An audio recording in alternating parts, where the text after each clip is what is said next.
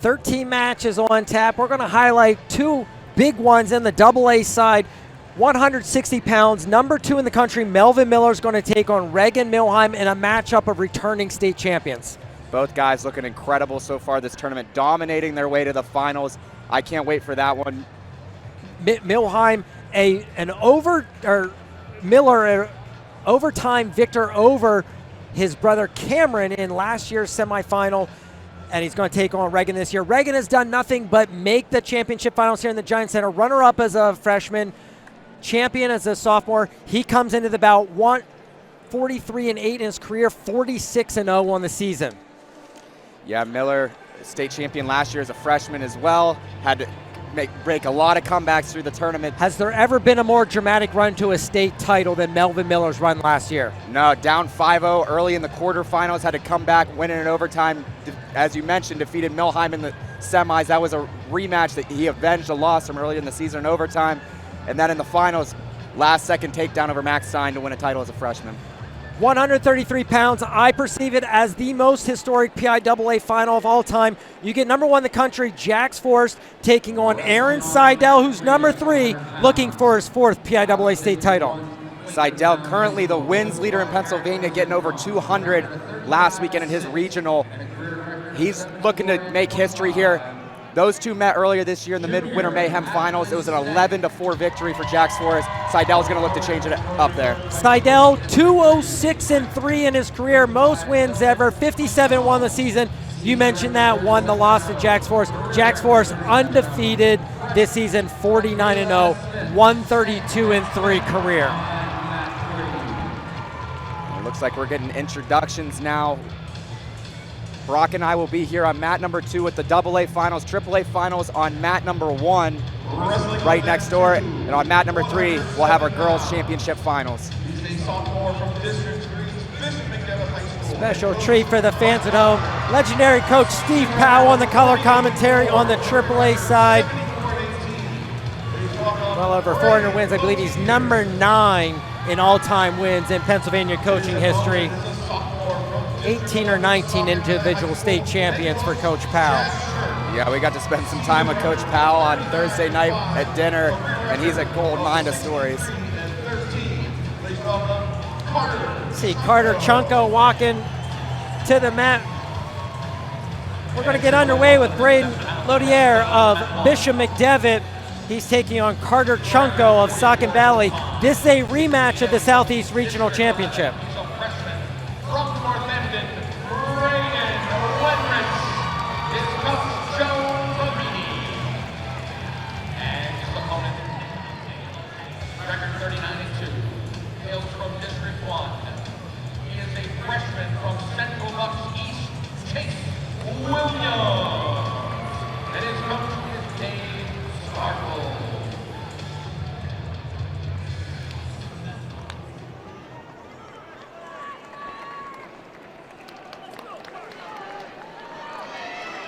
These guys taking the mat, about to get underway here. As Brock mentioned, 13 bouts up ahead in the championship finals.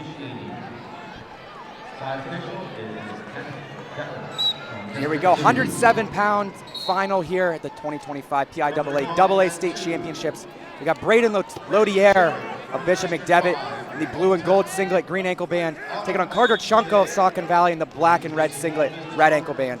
Lodier coached by Mike Nauman, 48-4 in this season. Southeast Regional champion, 74-18 in his career. Carter Chunko, coached by Chad Shirk, 39-5 in the season, 63-13 career. Take a look over that corner. His father, Ben Chunko, grandfather-in-law, Don Roan, legendary Northampton coach. State champion out of Saucon Valley, national champ at Clarion. Ben Chunko, a round of 12 finisher for the Dragons of Drexel. Still scoreless, 50 seconds into the first period. These guys met, as Brock mentioned in the intro, a week ago in the region finals, a 13-11 win for Lodier. Over under position Lodier looking to snap out of it. Lodier, a big win in his semifinal last night, a 15-5 major decision over Keegan Bassett of Bishop McCourt. Gets stalemated once again with 46 seconds to go in the first period. Coming into the weekend, a lot of eyes on Karen Bauer. Grove City came in as number 2 in the country, your PIAA champion. Keegan Bassett, number 13 in the country. And both these guys had decisive victories in the championship semifinals.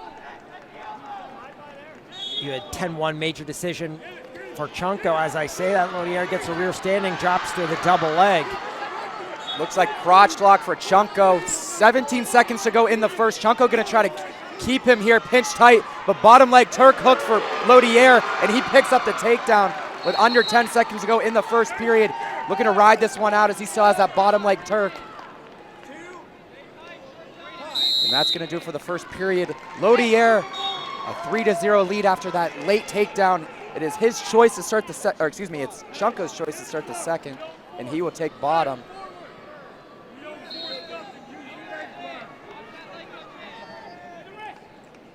Talking with Lodier's coach before the finals, mentioned how Lodier picked up a near side cradle in the opening of that, to open up that match in the region final a week ago. Taking an early lead here once as well as Chunko picks up his escape. That's gonna cut it to 3-1 early in the second period.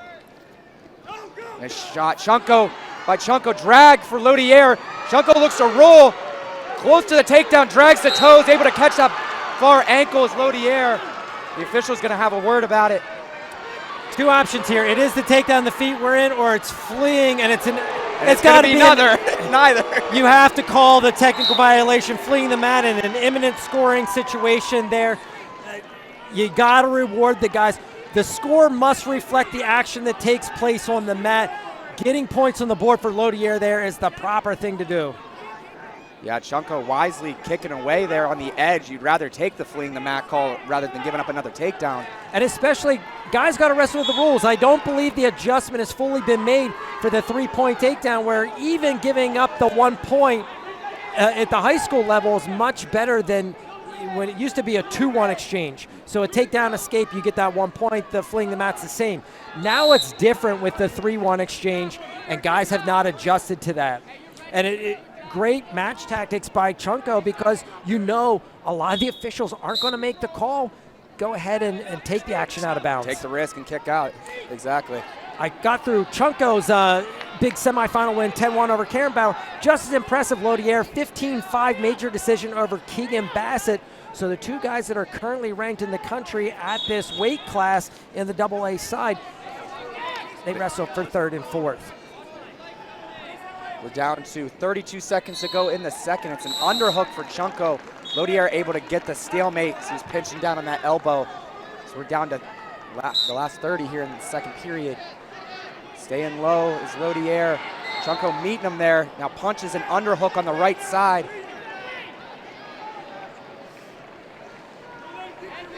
Lodier staying real tight in these ties. Doesn't want Chunko to start getting that elbow up, start using that underhook for an advantage. Back to that drag though for Lodier. Chunko trying to square here. Down on the single leg, looking for hands down. Gonna run out of time. Lodier chasing that drag. Not able to pick up the takedown though. It's his choice to start the third. He's gonna go down. Bishop McDevitt, they stood in 3rd place in the team race here, 136.5. Number 1 in the country, Faith Christian leading at 214.5. Bishop McCourt, 198.5. This is going to seal up the national title for Faith Christian. Bishop McCourt would have to go 4 for 4. Faith Christian would have to get blanked in these championship finals to close that gap. I don't see that happening. But credit to Bishop McDevitt. They've been in the Fab 40 or the Flow 40 all season long. What a team they've put together there in Harrisburg, Coach Mike Nauman. Lodier picks up his escape to extend his lead to 4-1 now. Takedown and ride out for Chunko would tie it. So go under 130 to go. Something that impressed me last night in Lodier's semifinal. He got an early lead with a Jonesy put up 7 right off the bat. I figured he was going to start shutting it down a little bit. He kept attacking all the way through the match. Picked up a couple takedowns in the third period. Really impressive as he goes to a slide by. The official blew the whistle, called a stalemate prior to the slide by.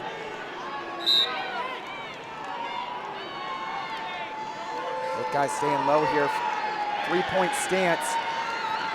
Chunko tries to double through the hands, and Lodier looking to go back to that drag, able to circle his feet back in. He's got Chunko down in this front headlock. Going to get a stalemate call.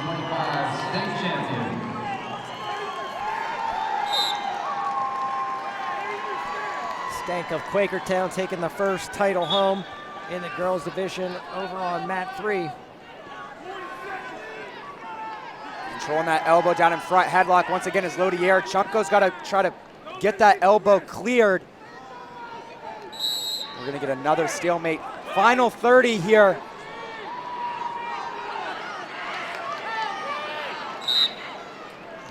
And there's the first stall warning on Lodier. Back in this front headlock is Chunko. You see Lodier just really hunkering down on that elbow and tricep. And you got to make sure in the chin, and anytime you're wrestling. Lodier's looking to go back to the sucker drag. Looking to hop over is Chunko, but able to control the elbow through the position as Lodier picks up another takedown. As you see him punch the mat. And that's going to ice it here. Braden Lodier of Bishop McDevitt, a 7-1 decision. And he's your 107-pound AA champion.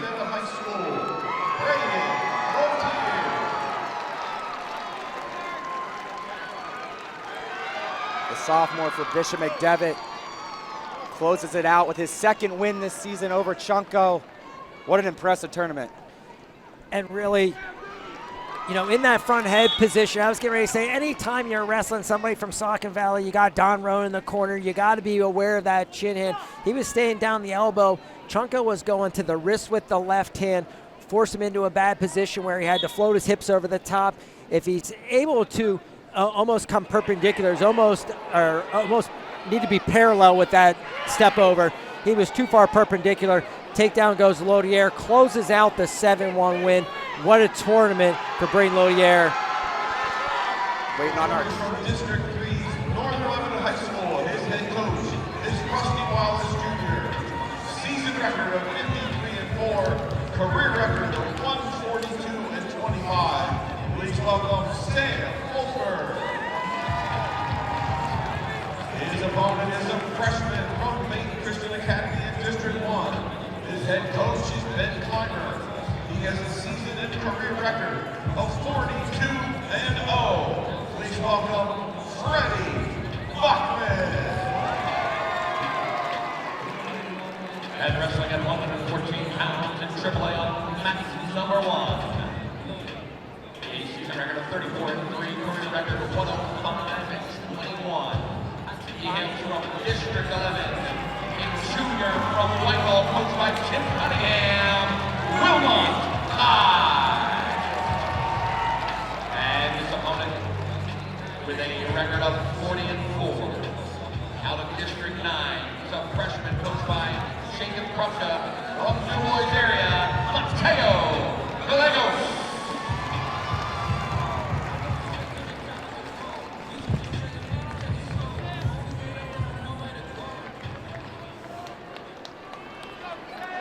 Your official on mat 3, Tim Lloyd, out of District 7 from North Huntington Township in Irwin, Pennsylvania. Here we go, 114-pound championship final here at the 2025 PIAA State Championships. We got Fred Bachman of Faith Christian Academy in on the single leg early. He's in the black and white singlet green ankle band, taking on Sam Wolford of Northern Lebanon in the white, yellow, and blue singlet red ankle band. Bachman looking to get that far ankle. Fighting it off here is Wolford, but Bachman able to sit him, trying to get to that far hip, and Wolford's gonna have to bail here. No takedown awarded yet. Hands down. And Wolford's gonna turn down. Bachman takes a 3-0 lead, just 40 seconds into this first period.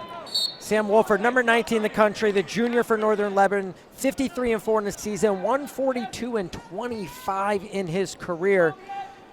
Coached by Rusty Wallace Jr. Freddie Bachman, number 1 in the country, undefeated as a freshman for Faith Christian, 42-0. When you can go through the season that schedule that Faith Christian Academy wrestles and you're undefeated here in Hershey, what an accomplishment. Looking to join his brother Joe, who went undefeated a season ago and won the 107-pound state championship as a freshman. Looking to accomplish that himself. We will see Joe later on in our 127-pound championship final. Wolford picked up the escape. It's now 3-1.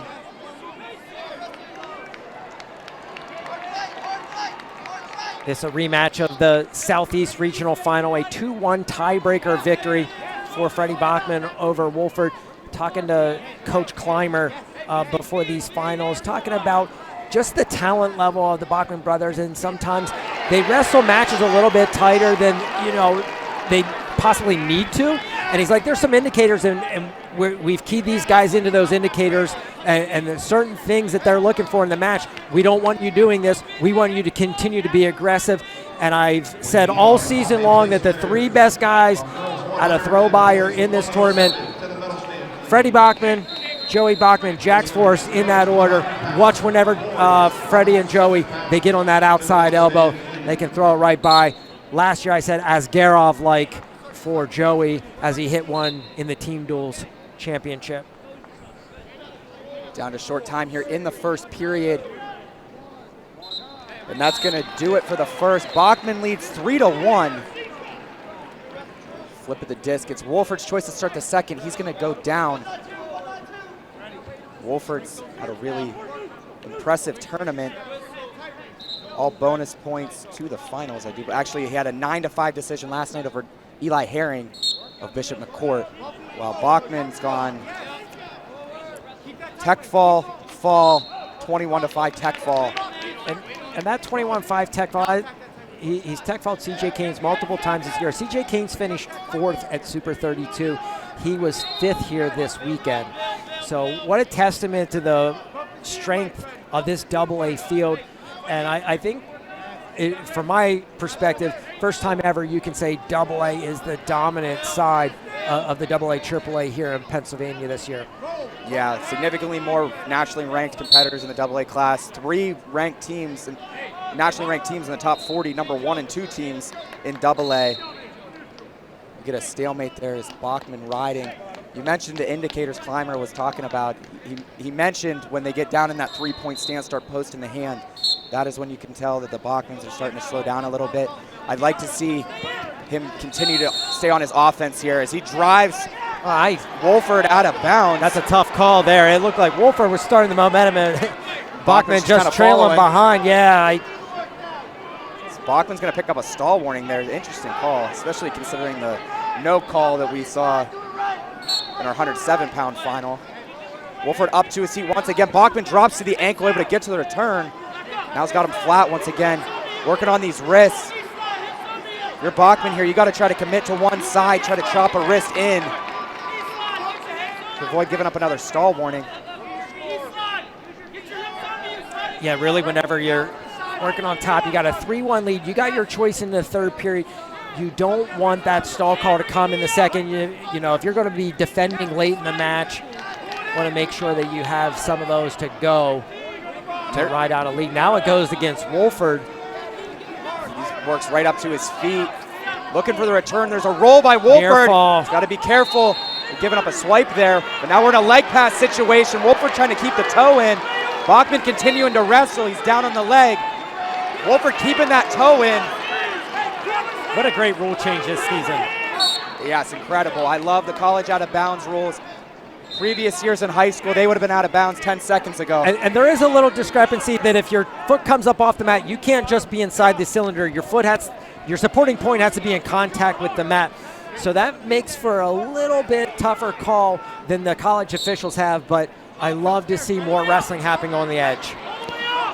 Agreed. We're down to 15 to go. Bachman's still looking for this ride out as he's down on the tight waist and ankle. Able to bring Wolford down once again. This will be a huge ride out for Bachman, as you mentioned, with choice coming in the third. Bachman gonna get the full period ride out. His choice to start the third. He's having a little bit of a talk here of whether or not he wants to go down. Is Wolford really tough in the top position, but he's gonna go down. Congratulations, Julia Holger. We're gonna get some blood time for Wolford. 2025 state champion. This is Wolford, her a second really state big championship. 114-pound wrestler. I imagine he's feeling pretty good as they had weigh-ins at 8:30 this morning. Yeah, it's, you know, definitely a thing, and you start to look at the weight classes. Whenever you have that spread from 107 to 114, that's a big jump in percentage of body weight for those guys. You know, some part of your success is being at your optimum weight class, and sometimes guys get caught in there. You'll see a guy make a jump from one year to the next. They're the same wrestler sometimes. It's just they are at their optimum weight now in those lower weight classes. Then other times, you know, it's a combination of everything going together for them. Yeah, I have to agree with that as well. Had myself in a few tough weight cuts myself. But we're gonna get back to action. Bachman gonna go down to start the third period. Wolford really tough in the top position, but it looks like he's showing optional start. See if he does a little fakearoo here. Baits Bachman into a near side cradle position, but he's gonna give Bachman the escape. It's gonna make it 4-1. Wolford's gonna need a takedown. And I like the decisive decision. You know, once you get up on your feet, you can start pressing the pace a little bit. There's already a stall call against Bachman. You can start to bring that into play. So many other different things that can come into play by getting 2 minutes to work on your feet rather than looking for that turn for a minute or so and then going for the cut. You see Bachman kind of standing towards the line, headed that way, getting in the finger ties. This is where Ben Clymer was talking about him starting to shut it down a little bit. He's a really good match tactic guy. He can control, he can really control the match, pace of the match, and he knows with 1:10 to go, he's just got to not give up a takedown here. If I'm in that corner, I want Bachman going after it, because if you get called for stalling, then you get taken down, you're losing the match. Go after that takedown now. You can ice the match at 7-1 with the takedown. Or if you get taken down with 45 seconds to go, you have all that time to get away and win the match with an escape. I want to see him going forward and not bringing that stall call into play. Be on the offense. It's Wolford pressing the pace here, and just like that, there is the second warning on Bachman. That's going to make it 4-2. And he's definitely trailing towards the edge. My strategy now is going to change. You put the skates on now. You're going to have to get called for stalling 2 more times. I don't want to be on the offense leading by 2, and it's just those mid-match. When you're in the corner in those situations, you need to let the guys know the situation. And it looks like Bachman made the defensive decision early on, but you know, so much of that dynamic changes from 4-1 to 4-2. Yeah, absolutely. You don't want to risk giving up that takedown now at this point. As we go under 30 seconds to go, Bachman, he keeps getting these finger ties, not letting Wolford get his hands on him. Wolford hasn't really gotten close to an attack here, but there's another warning on Bachman. It's going to make it 4-3. Next one is a 2-pointer. And that would give Wolford the lead. Bachman's got to stay engaged here as he circles his butt back center, keeping himself in bounds here. Going to shoot Wolford out. Early whistle, I didn't like it. Bachman is managing the mat so well. He turns and gets himself with his back to the center, staying in bounds, knowing that clock's going to continue to burn. I thought it was a little bit early on the whistle. Short time to go here. And Bachman's going to do it. A 4-3 decision for Freddie Bachman. Picks up his second win over Sam Wolford. And he's your 114-pound PIAA state champion. Joey Bachman, freshman champion for Faith Christian Academy last year. We saw Adam Waters the year prior, and they get another freshman champion here with Freddie Bachman. We're going to go to the award stand. We'll be back with our 121-pound championship between Dominic Deputy of Chestnut Ridge and Gage Botero of Faith Christian Academy. District 5, Chestnut Ridge. See Dominic Deputy coming to the mat here. Dominic Deputy, 2-time runner-up. And I'm going to go back to the 1980s with Tom Best. 3-time runner-up before picking up a fall in his senior season. Can Deputy keep from putting himself in that position? Can he pick up the win here over Gage Botero, state champion back in 2023? He's looking to get back to the top of the podium after a 6th place finish a year ago. Yeah, Botero's been looking really, really good, really strong this tournament. Had some up and downs throughout the season, but really coming on strong here late in the year.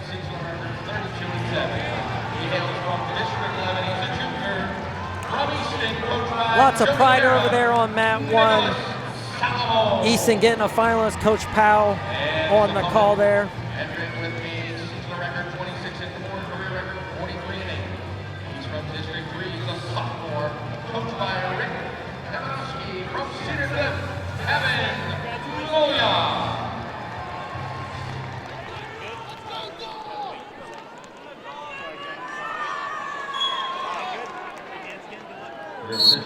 Here we go, 121-pound final here at the 2025 PIAA AA State Championships. We got Dominic Deputy of Chestnut Ridge. He's in the gold and blue singlet, green ankle band. He's taking on Gage Botero of Faith Christian Academy in the black and white singlet, red ankle band. Gage Botero, number 9 in the country. PIAA champion 2023, 6th and 3rd in his other 2 trips to Hershey, 40-8 on the season, 157 and 22 in his career. Dominic Deputy, ranked early in the season up at 127, had a little speed bump whenever he made his first drop to 121, kind of getting into form here. He was ranked in the teens there whenever he was up at 126. Obviously, Pennsylvania wrestles the different weight classes than the NFHS, so it makes for a rankings nightmare.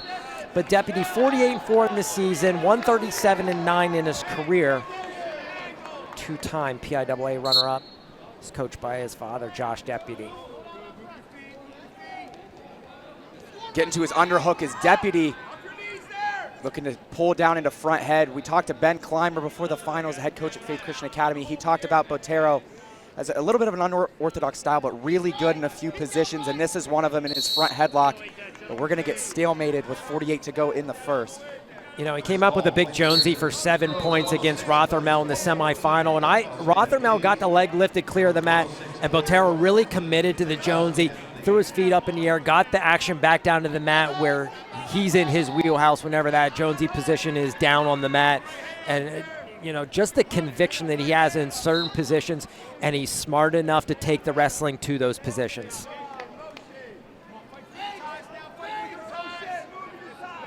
Botero also very strong in the top position. Deputy, good on top, really scrappy, finds a way to win matches a lot of the times. When things get tight, that's where he thrives.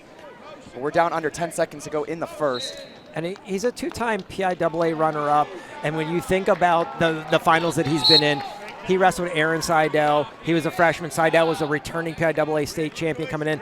Wrestles Joey Bachman in last year's final. Joey Bachman, number 1 in the country at the time. I believe that may have been a 1-versus-2 matchup. Deputy was number 2 in the country at the time. You know, so he's just been on the big stage his entire career and in enormous finals, and this another one.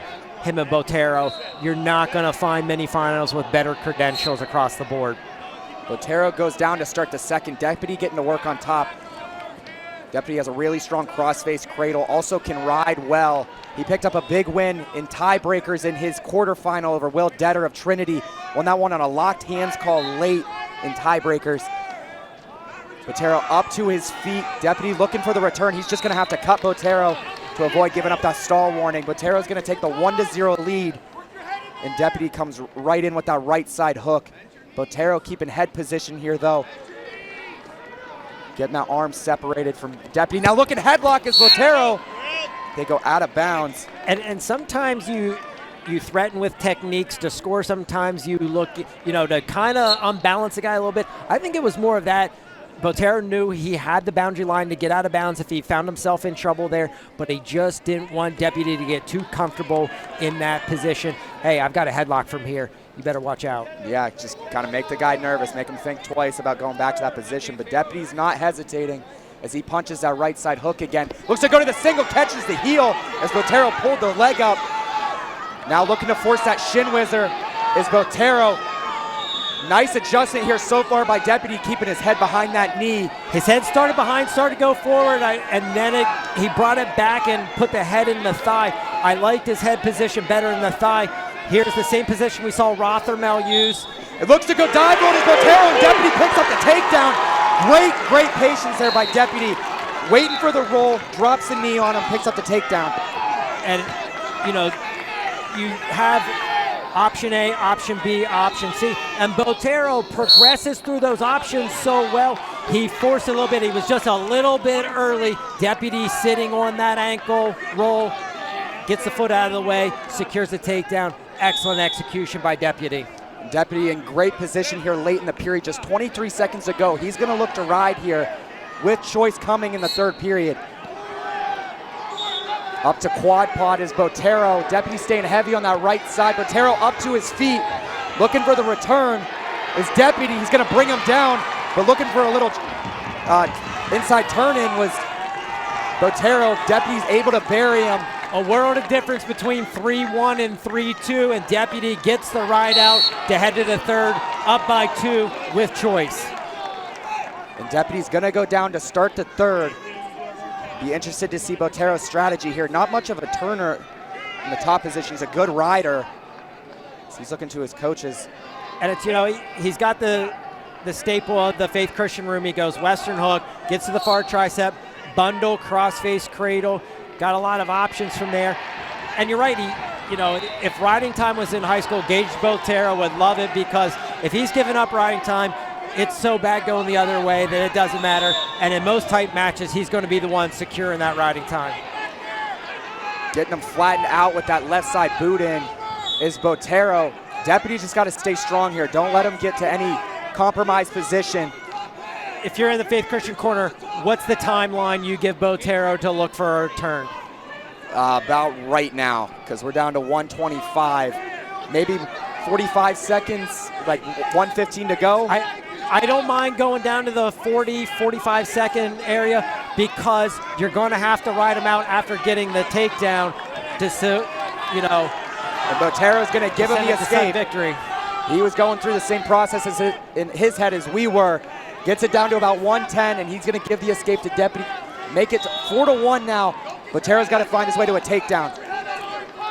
Same position we saw Bachman in, shoes on the other foot. It's Dominic Deputy with the 4-1 lead. I want to see Deputy stay offensive. Don't bring a stall call into play that you can get taken down and lose the match. Give yourself a chance to get away to win if you do get taken down. You saw a little bit of tactics there by Deputy. He was able to drag that toe, milk a couple more seconds off that clock. We're down to 45 to go. Botero pursuing. Gets to the snap, looks to go one way then the other. Deputy down on the knee, trying to keep himself in bounds. But they go out with 37 to go. You're Botero, what's your go-to offense here? I think he just needs to create scrambles. You know, he's great in scramble positions. And that front head you talked about, his go behind. I think he just needs to mix up. That's tough to do with a guy who's leading by 3 and just can go to the boundary line. There's the first stall warning on Deputy with 22 to go. Deputy was looking to re-attack there on the edge, but they go out. And I agree with you, Botero's just got to create action here. Deputy wisely just evading, going to the edge, knows he's not going to be at risk of giving up a takedown over there on the edge. Tried to keep himself in bounds there as the hand was still in. The official's going to call him for stalling again. That's going to make it 4-2. Like in our last match, takedown here would win it now for Botero. Down to 5 seconds. Deputy just pinching here. They go out once again with 3 on the clock. He should not touch you in 3 seconds. Nope. The mat is big enough that he should not get a hand on you. And he barely does. Dominic Deputy, his 3rd trip to the finals, as you see him giving his dad a hug. Picks up his first state championship. On his 3rd trip to the PIAA state finals, on mat 2, Dominic Deputy is your 2025. What a story for Dominic Deputy. And He makes the drop down. He gets pinned at team duels. He does not win a regional title. He comes in here, has 2 nationally ranked wins en route to the championship. What a performance here in Hershey, putting it together when it means it the most. Yeah, amazing tournament for him, and he'll be back for one more next year. And we talked about the team championship in AA, the fan of the throw by. Pay attention, next 2.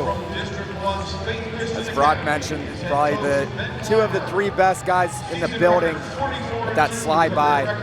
We got one of them coming up here, Joey Bachman. You see him taking the mat. Returning state champion. It's going to be followed by Jax Forrest. His opponent is a junior from District 7 Central Valley, head coach Anthony Duffield. Season record 47. Antonio Bonney from Central Valley. They picked up their first PIAA champion a year ago with Brendan Morgan at 285 pounds. Bonney looking to be just the second. And wrestling on mat number 1 at 127 pounds. For Central Valley, a recent merger, I believe, in 2010.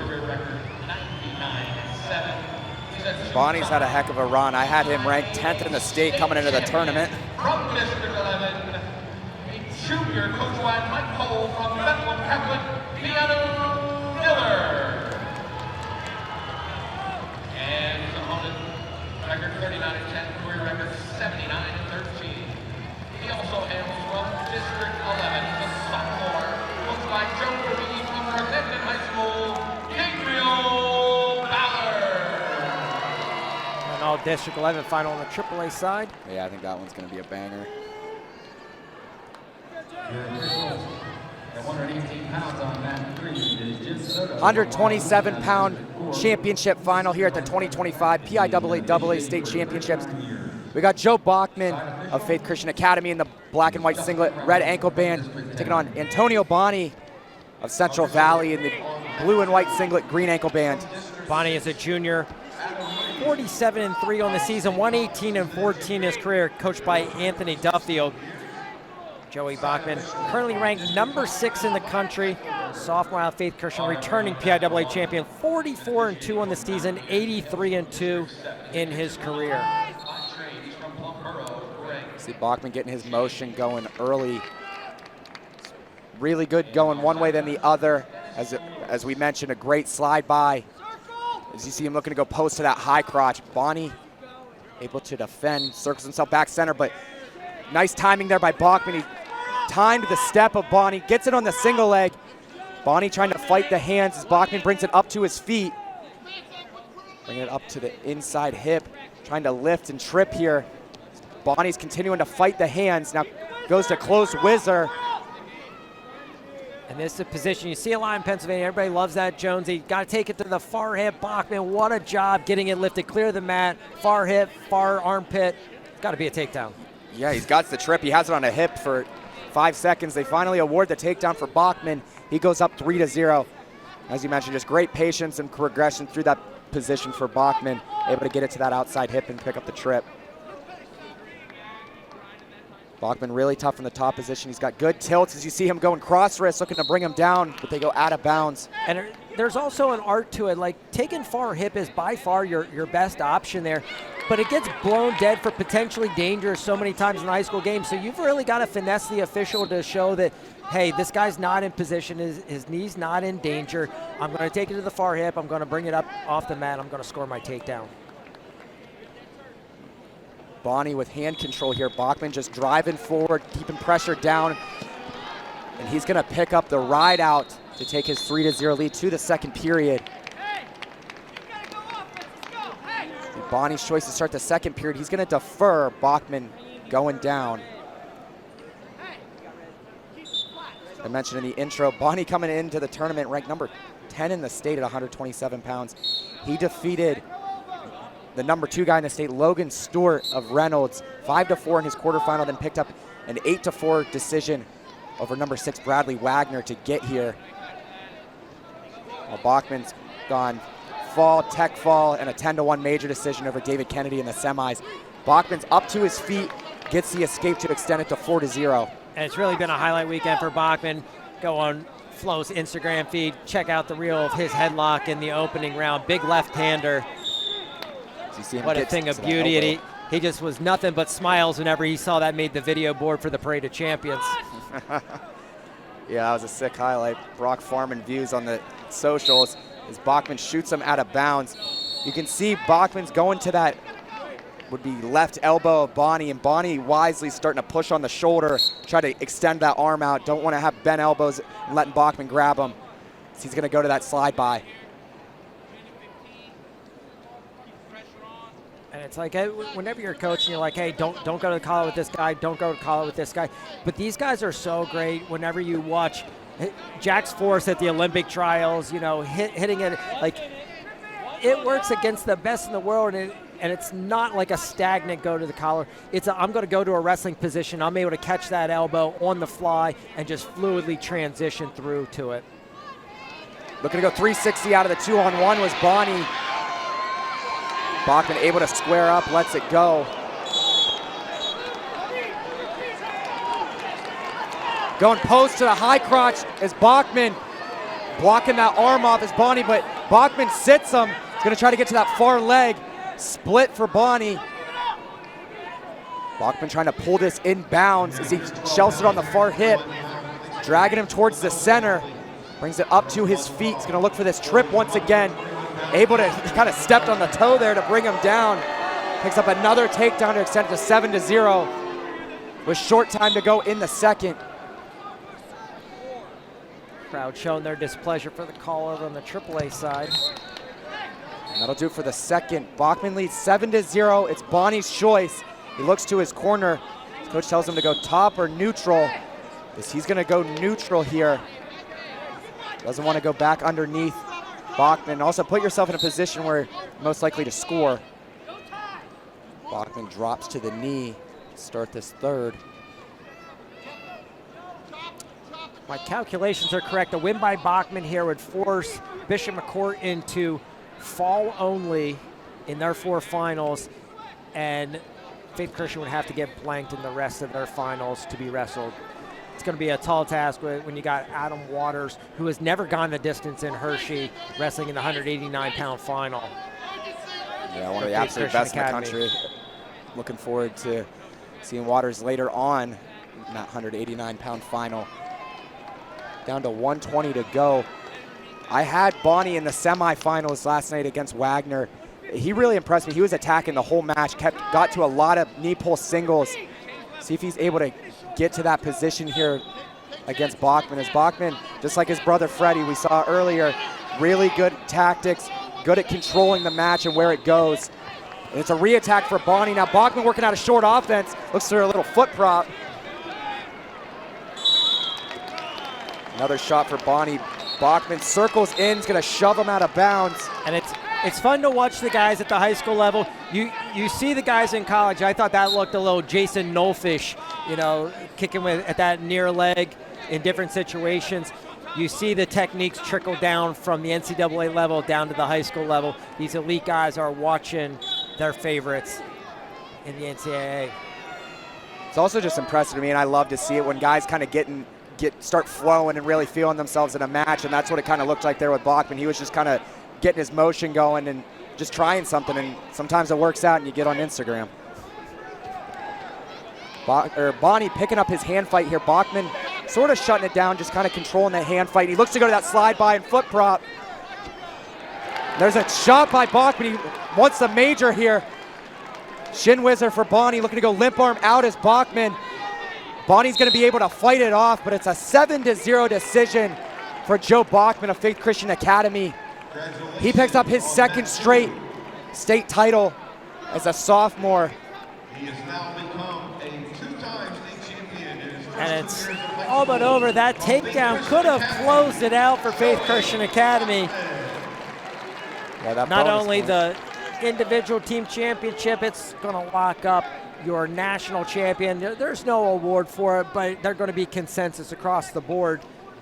Had that hiccup in the Wyoming Seminary duel, but when you win Ironman, you win Coal Cracker. Escape the Rock. Escape the Rock. You know, it's going to be the probably most credentialed PIAA final of all time that you're either going to have Seidel with 4 titles, or Forrest is going to have 3 where he didn't get an opportunity to go as a freshman.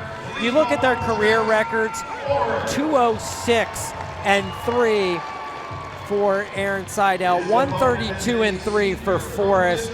I just don't think this matchup can be matched. Go up and down through the history books in the PIAA. I don't think anything's going to stand up to this with the credentials at the time. People point to that Spencer Lee, Austin DeSanto, but I had faith that Jax Forrest and Aaron Seidel were going to produce at the next level. Virginia Tech and Oklahoma State commits, and are they going to win 3 national titles, and how many All-American status for 3 for DeSanto, Olympic silver? Those are lofty goals. These guys could get there, but in the moment, this is absolutely the number 1. I won't take no for an answer.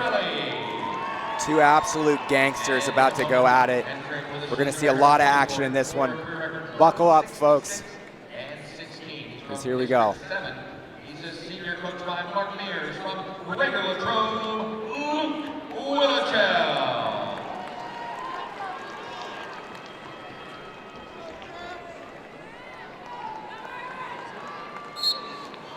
Championship final here at 133 pounds of the 2025 PIAA State Championships. We got Jax Forrest of Bishop McCourt in the red, black, and gold singlet, red ankle band. He's taking on Aaron Seidel in the yellow and blue singlet, green ankle band. Seidel, 3-time PIAA champion, senior 57-1, 206-3. That is a state record for most wins in PIAA history. And it's Seidel in on the single leg, looking to go backside. Forrest picks the ankle, comes back into him. Now in a Jonesy position as Forrest decides to go leg pass. Looking to kick off is Jax, coming through the legs. Excellent work by Seidel, keeping that foot elevated off the mat. And Forrest now passing the near ankle, getting it elevated above his shoulder. Trying to kick off once again is Seidel. He's getting the fore ankle. Forrest kicks it free, going split on the edge. Now fighting the hands is Forrest. Seidel gets it shelved. Turning down is Forrest, looking to roll. Now it's Forrest trying to come out on top, sitting corner. Now it's switching the head outside is Seidel. Forrest locked in the crotch. Coming back door is Seidel. Grabbing ankles on the toe is Forrest, and there's a stalemate. Why? It was not potentially getting let. We just saw one of the greatest scrambles in PIAA state finals history. These guys are all right. They're going to work through the position. They've been there before. Forrest goes to that slide by, his patented slide by. Headgear pops off for Forrest. He looks at his dad, Howard Forrest. I don't know what I'm saying there. He's going to switch out the helmet headgear. And so I didn't even get through introductions before that great scramble. 49-0 for Jax Forrest, PIAA champion, 132-3 in his career. This was an 11-4 decision for Forrest at Midwinter Mayhem. A lot of people pointed to that and thought, it might be a little anticlimactic. After that first scramble, there's not going to be anything anticlimactic about this championship final. We're in another interesting position here as Forrest kind of back hooked above the elbow on Seidel. Seidel looking for the go behind. Forrest just able to control that arm through the position. Another shot for Seidel. Slide by Forrest. Leg in, and that's going to be a takedown with under 10 seconds to go in the first. Went to the other side that time, did Forrest. Just an incredible slide by. Keeping his hands locked. Seidel trying to circle out, but Forrest going to get the ride out. He's going to take a 3-0 lead to the second after an incredible first period. Forrest's choice to start the second. He's going to defer to Seidel. Seidel gonna go down. Look, these guys absolute killers on the mat. Seidel with his cross wrist tilt. Forrest with his leg ride and his ball and chain tilt.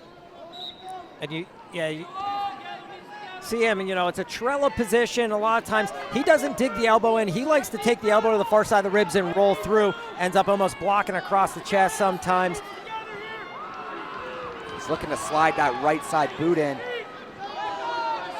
Seidel trying to pinch the knees. Forrest able to get that shallow leg in. Seidel trying to keep his wrists free here. A lot of pressure coming for Forrest. He slides the right boot in once again. Sealing off is Seidel. He knows what Forrest is looking for here, going to that cross body ride. Forrest looking to rip that left arm back of Seidel. Looks up at the official, kind of signaling, wants a stall warning coming. Seidel being a little strategic here, which is trying to keep that wrist from going back. So we go under a minute to go in the second. Forrest signaling to the official. He wants a stall warning on Seidel, but we're gonna get a stalemate with 47 to go in the second period. It's a big restart here for Seidel. See if he's able to make the adjustment, get to his feet. 47, you absolutely need this escape. Thinking about match strategy, if you can take it to the third, 3-1, an escape by Forrest, you're a takedown away from tying the bout in the third period. And Seidel able to control the wrist that time, circles out, gets his escape. Now 3-1 with 30 to go in the second. See, Seidel looks to attack here as Forrest looked for a shot, not able to get there. Nice snap by Seidel. Trying to keep that elbow, that left elbow back. Watch where the hands are going and watch the elbow position of Aaron Seidel. His elbow is towards the mat, keeping that throw by away. Very cognizant of it, great hand work. And we're gonna go to the third period, 3-1 in favor of Forrest. He has choice. Your Seidel, this is basically how you probably had to draw it up here, in position where you're still in the match here. Forrest is gonna go down to start the third. Seidel really tough on top, see if he's able to get to his patent cross wrist tilt.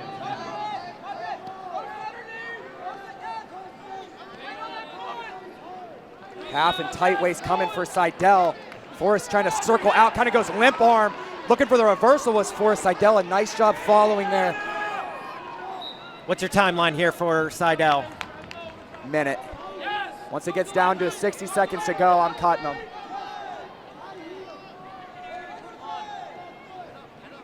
Into that half once again is Seidel looks to pull him back. Forrest is kind of keeping his belt buckle towards the mat, trying to stay square here.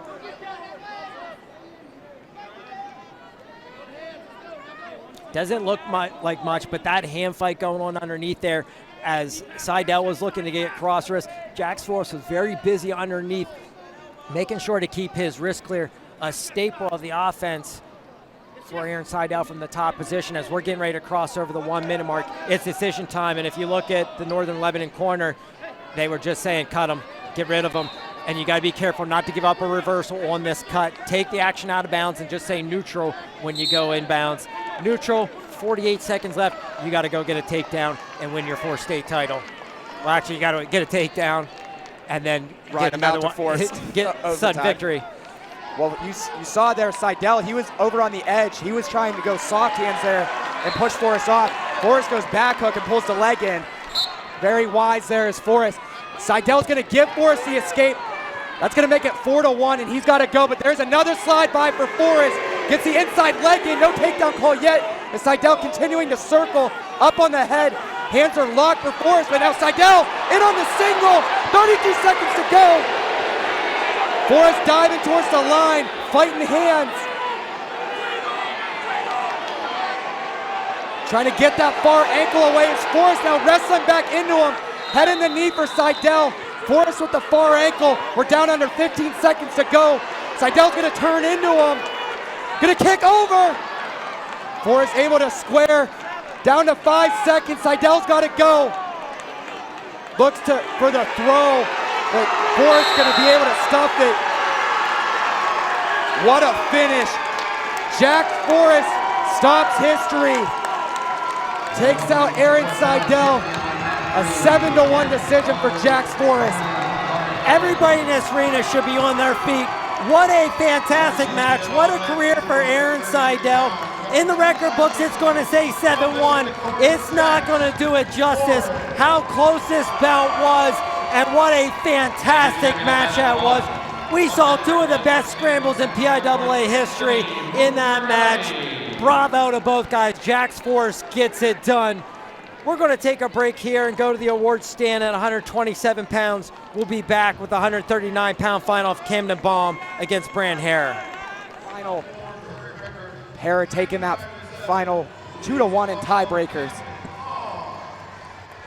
And it's a situation where familiarity, sometimes it can lead to guys opening up, and sometimes, you know, you shut down, you start to overthink, you know, the defense and like worry about what the other guy's going to do.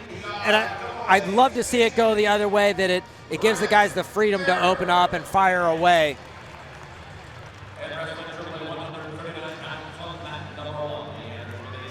Talked about guys that Dominic Deputy, runner-up champion. Aaron Seidel won his 4th final. Brand Hare's one of those guys, runner-up as a freshman, champion last year, just a junior. So just the incredible level of talent and preparedness these guys have coming in as freshmen. We're seeing more 4-time medalists than ever. We're seeing more freshman champions than ever. And we're seeing these guys that have this experience on the big stage from day one. And about to get going here. 139-pound final here, the 2025 PIAA AA State Championships. Got Brant Hare of Montgomery in the black and red singlet, red ankle band, taking on Camden Baum in the blue and gold singlet, green ankle band for Bishop McDevitt. Brant Hare, number 9 in the country. Junior coached by his dad, Denny Hare. 56-0 in the season, 156-2 in his career. Runner-up and champion. Camden Baum. Junior, 47-4 in the season, 95-7, coached by Mike Nauman. So we mentioned in the introduction, this is a rematch from last year's 133-pound AA State Championship final. Hare took that match 2-1 in tiebreakers. Really, really controlled match. Neither guy taking too many risks. Hoping that motivates them to try to open this one up. We're scoreless through the first minute of the first period. Big nationally ranked win for Camden Baum last night's championship semifinal, 4-2 over Sam Herring. Herring went outside step as they were tied at 1. Underhook was able to off-balance Herring. Baum comes up with the takedown. 4-2 victory, puts himself in this rematch against Hare. Hare, typically a guy that puts up a lot of points, 156-2 in his career. 64 technical falls and 58 falls. And he could likely threaten that win record of Aaron Seidel, who we saw last match. So he's averaging about 52-ish wins a year. 52 would get him to 208. If he wins here, 209. 209. And that's going to do it for the first period. No score after 1. Neither guy really putting themselves in position to score. It's Hare's choice to start the second. He's going to go down. Hare, younger brother of Connor Hare, current 157-pound starter for Rutgers, as you see Hare get the escape there. Connor winning his 3rd state championship last year.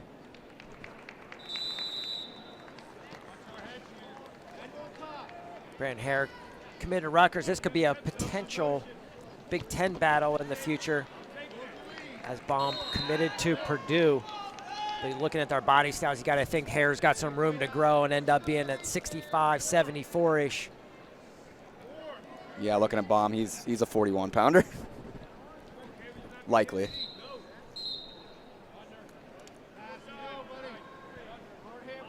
Elbow control for Baum. Little foot fake there by Hare, got him to clear that tie. Using like that elbow out of the collar tie, kind of like a shuck. Just keeping Baum honest there. So we take under a minute to go in the second.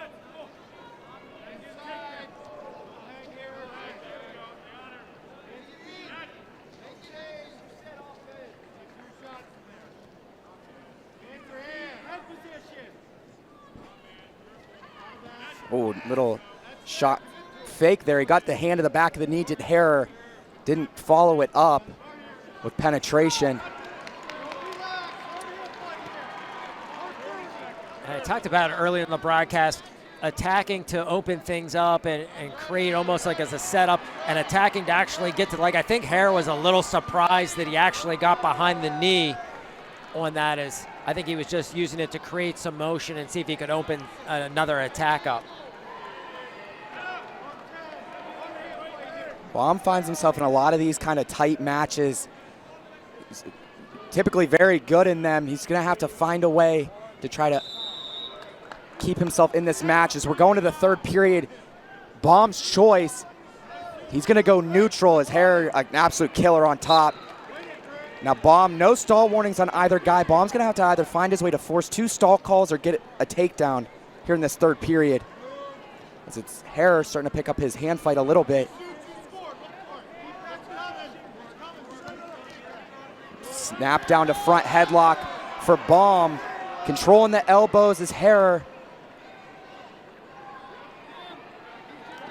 Baum trying to get those elbows free as he's got the left arm out. Hare kind of scooting towards the edge. We're going to get stalemated with 1:26 to go.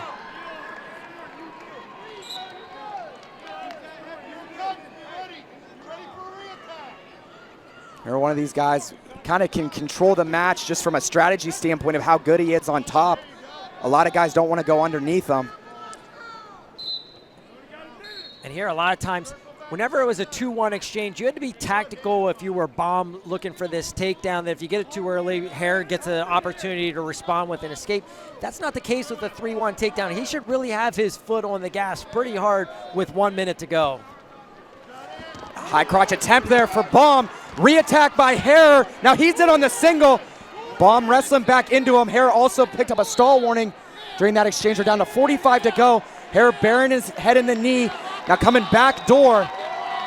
Baum locking in the crotch. Hare just kind of milking time here. If you're Hare, you just want to keep this position rolling. As Baum's locked in the crotch, not really much he can do here, besides maybe go crotch roll. Down to 25 to go. Hare putting Baum in danger. Official watching the shoulders. Excellent job of Hare progressing through the position and avoiding the stalemate. Yeah, we're already milking over 30 seconds in this position. We're down to just 10 seconds to go. And Baum kicking here, not really able to progress the position at all in his favor. And Hare just holding on here. And that's going to do it. A 1-0 decision for Brant Hare. Picks up his second straight win over Baum in the state championship.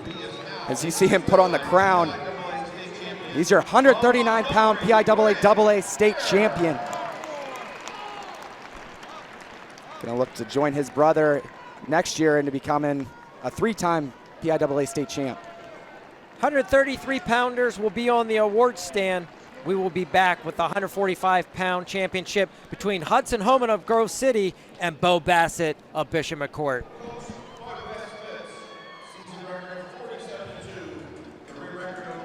Little programming error there as Bo Bassett thought he was coming to the mat first. Probably used to that at this point. See Hudson Homan jogging to the table.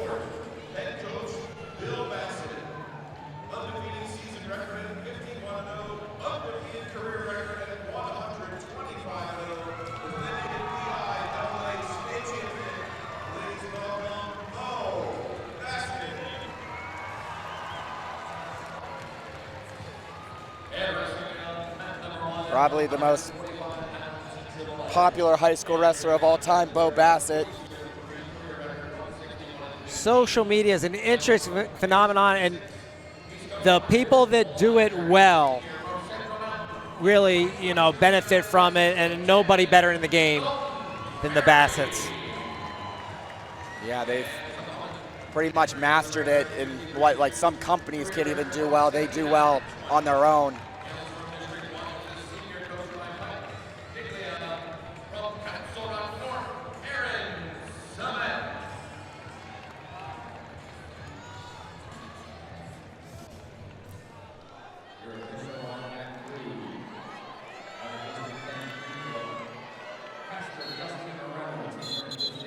Here we go, 145-pound championship final here at the PIAA AA championships. We got Bo Bassett of Bishop McCord, who was issued a caution there, kind of beat the whistle. He's in the black, red, and gold singlet, red ankle band. He's taking on Hudson Homan of Grove City in the white and gold singlet, green ankle band. See Bassett bringing it early here as he's gonna take Homan out of bounds. Bassett, not a guy that's ever gonna slow down. Homan, a junior out of Grove City, coached by Wes Phipps, 47-2 on the season, 121-22 in his career. Nice little low single there for Bassett, putting Homan in danger. Homan locked in the crotch. Bassett looking for the fall. Wow, that looked really close for Bassett there. Now he's gonna come up for the takedown as he's kind of kicking over the head of Homan with that hand Turk. Now going Navy ride, pulling Homan back as he picks up the takedown. Was looking for near fall. He's gonna push Homan away. Homan with the escape. There's that snap fake by Bassett. And it's just such a whirlwind. Every wrestler knows that feeling when they come off the mat and they really have no idea what happened. Multiply that by 100, and that's what happens whenever you wrestle Bo Bassett. Is just relentless pressure on your head, attacking you, coming out front, giving you the escape, hands on. Homan's been 4th and 8th here in Hershey. This is going to be his 3rd medal. Bo Bassett, the junior, 51-0 in the season, 125-0 in his career, 2024 PIAA champion. Bassett's going to show optional start. He leads 9-2 now. All technical falls for Bassett to get to this final. There's the escape for Homan. Re-attack, go behind for Bassett. He's in on the single whizzer for Homan. Bassett's going to drive it out of bounds with 33 to go. Homan also bonusing his way to the finals. 2 technical falls and a 13-3 decision over Matthew Smith of Midwest in the semifinals. He's been dominant to this point. Bassett catches him coming in, snap, run behind. Another takedown, make it 12-3. Another escape for Homan. Going fireman's is Bassett. Gonna look to take him to his back and pop his head here. And there it is. Now with the headlock is Bassett, picking up near fall. This is gonna end it one way or another for Bassett, but he wants a fall, and there it is. A fall for Bo Bassett in 1:52. And man, he's impressive. And it's just the hand fight is next level. We talked to Coach Bassett. Bo kind of jumped in the conversation. I said, I want to feel the hand fight because what I see you do to guys that are very elite wrestlers, it just is mind-blowing to me. I can't understand it. I said, is it the timing of the feet and the hands? And he said it's a little bit of that. Bishop McDevitt High School head coach Mike Melvin. Season record of 46-6. Career record 160-31. Please welcome Ryan Lawler.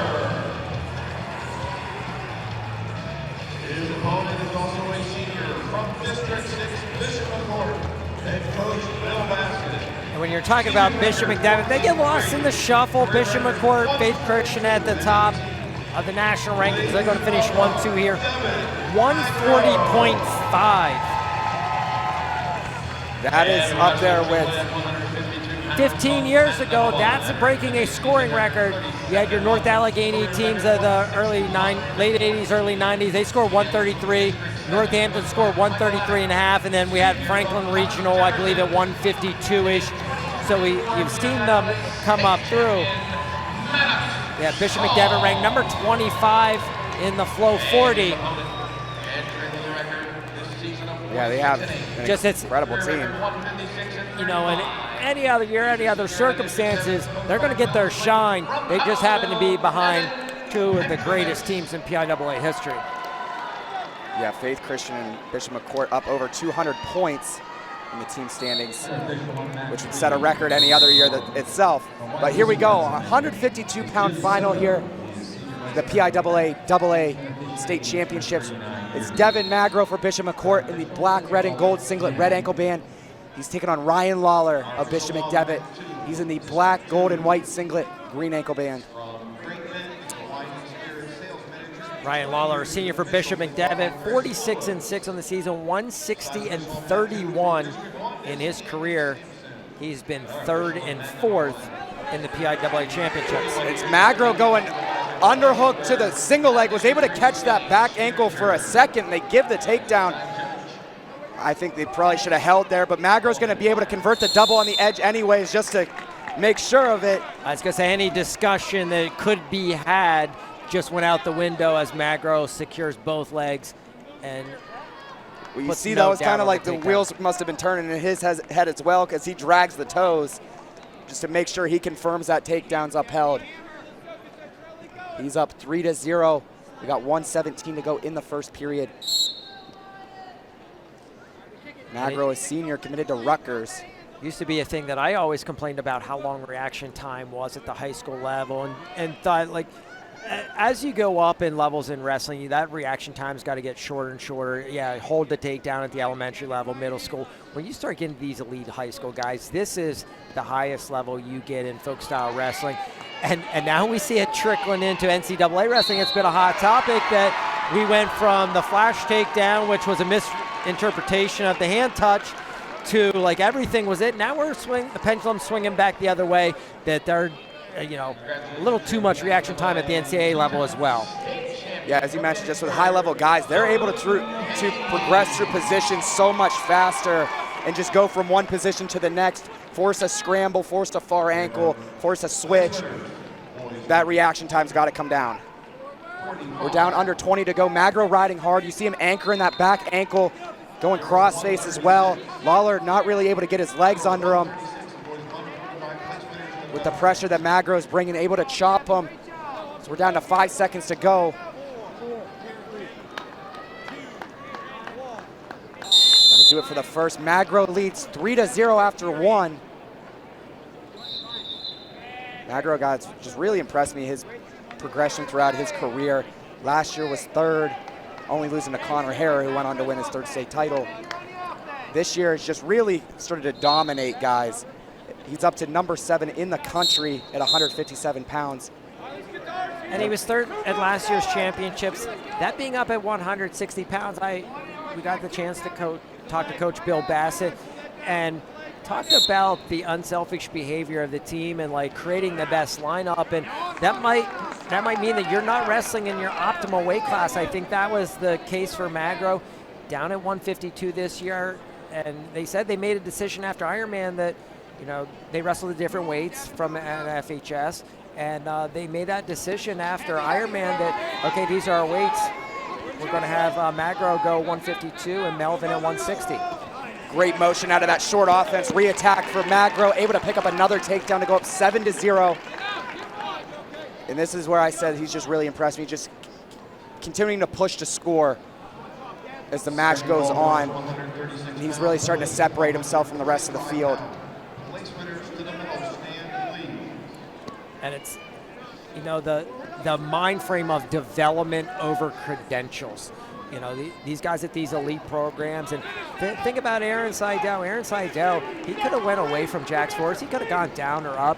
He's probably a heavy favorite in either one of those weight classes. And he wants to wrestle the best guys in the country. It's that development mindset. That's what's going to excel you at the next level, and that's what's going to bring that success. These guys have it, development over credentials. Magro back with this ankle ride. It's Lawler kind of reaching back, grabbing the legs, not really progressing at all here, just kind of holding on. Probably going to see a stalemate here soon, I imagine, and there it is. Interesting to think about. Magro is lost at the state tournament last year was a Connor Harrer. They're going to be teammates next season, as Harrer, the 157-pound starter for Rutgers. Probably a lot of future room battles there. So we get back to action with 25 to go. Harrer back on this ankle ride. Lawler just has not been able to make the adjustments to be able to get back pressure and get that ankle free. He's got to possibly turn that knee to the ceiling, get his heel in the mat or toe in the mat. But Magro pushing that elbow forward on the right side, gets him broken down flat. And I can't remember where we saw the technique early in the year. It hit the social media scene. And whenever you rotate that inside knee, it's an old school technique, coming back and like hip blocking over, and you really can stuck the guy's hip underneath. And it's what the thing that's fascinating about wrestling, what's old becomes new and just comes in cycles. Things come in as fads. People start to adjust to the technique, and you kind of, it's a game of cat and mouse. And you've seen scrambling really change things. And there for a long time, the scramblers were getting the best of it. Now I think we're swinging back to the leg attackers, figuring out finishes, being able to progress through that. And whether you are a scrambler or not, you have to be, because if you're going to leg attack, somebody's going to put you in those positions. Yeah, it's almost just like it happens naturally if you're a leg attacker, because you're getting in those positions so often. Versus guys that are more re-attack guys or more defensive, you're not getting in those positions as much, unless you're forcing them, of course. It was Lawler's choice to start the third. He went neutral, down to 110 to go, and he's got his work cut out for him.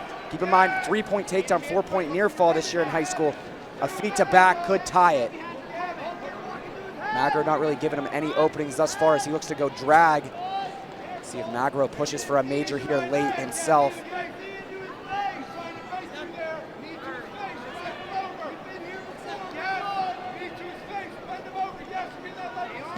Level change for Lawler. Magro needs him there. As we had the conversation earlier about, the officiating, the scoring needs to represent the action that's on the mat, and I think the scoring change has done that. Here's a re-attack for Magro. He's in on the single leg, looking to take Lawler to his back, gonna pick up the takedown. Extends it to 10-0 now, major decision in hand. Great creative thinking. He was almost like in a near side cradle, but there was no head there. But guess what? I'm going to take the same motion I would if I had the cradle, just do it to the leg, and secures the takedown. Now looking to go cross-face cradle. There's 10 seconds left. See if he commits to this late. So he had his hands locked for a moment there. It looks like he's just going to ride this one out. A dominant 10-0 major decision for Devin Magro of Bishop McCourt. He picks up his first state championship, and he's fired up. Champion in 2025 from Bishop McCourt, Devin Magro. Dominating performance by Magro. We're going to head to the medal stand. We will come back with a clash of returning PIAA champions. Number 2 in the country, Melvin Miller of Bishop McCourt against Reagan Milheim of Warrior Run. At 160 pounds, we have Reagan Milheim of Warrior Run. He'll be taking on Melvin Miller of Bishop McCourt. See Melvin Miller coming to the mat. And I really wish I would have done my homework and done some research as far as returning state champion versus returning state champion. Off the top of my head, you always had the classic Joey Ekloff versus Donnie Jones. They were both 2-time champions coming into that final. I can think Kerry Colat wrestled Steve Budman of Hughesville in one of his championship finals.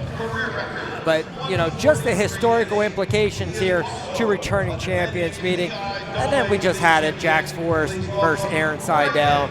Obviously, that one's going to, be number 1 on my scorecard for a little bit. Yeah, it's going to be hard to outdo that one for me. But I'm excited for this matchup. Both these guys have been nothing but great their entire careers so far.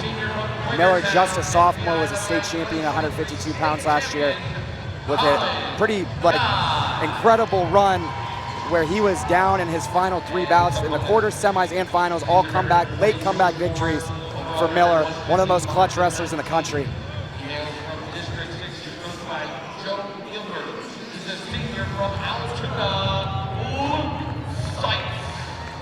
He had that 5-3 decision over Cameron Milheim. The Milheims filling up the room there at American. 3 brothers, Reagan being the youngest. Cameron misses season with injury.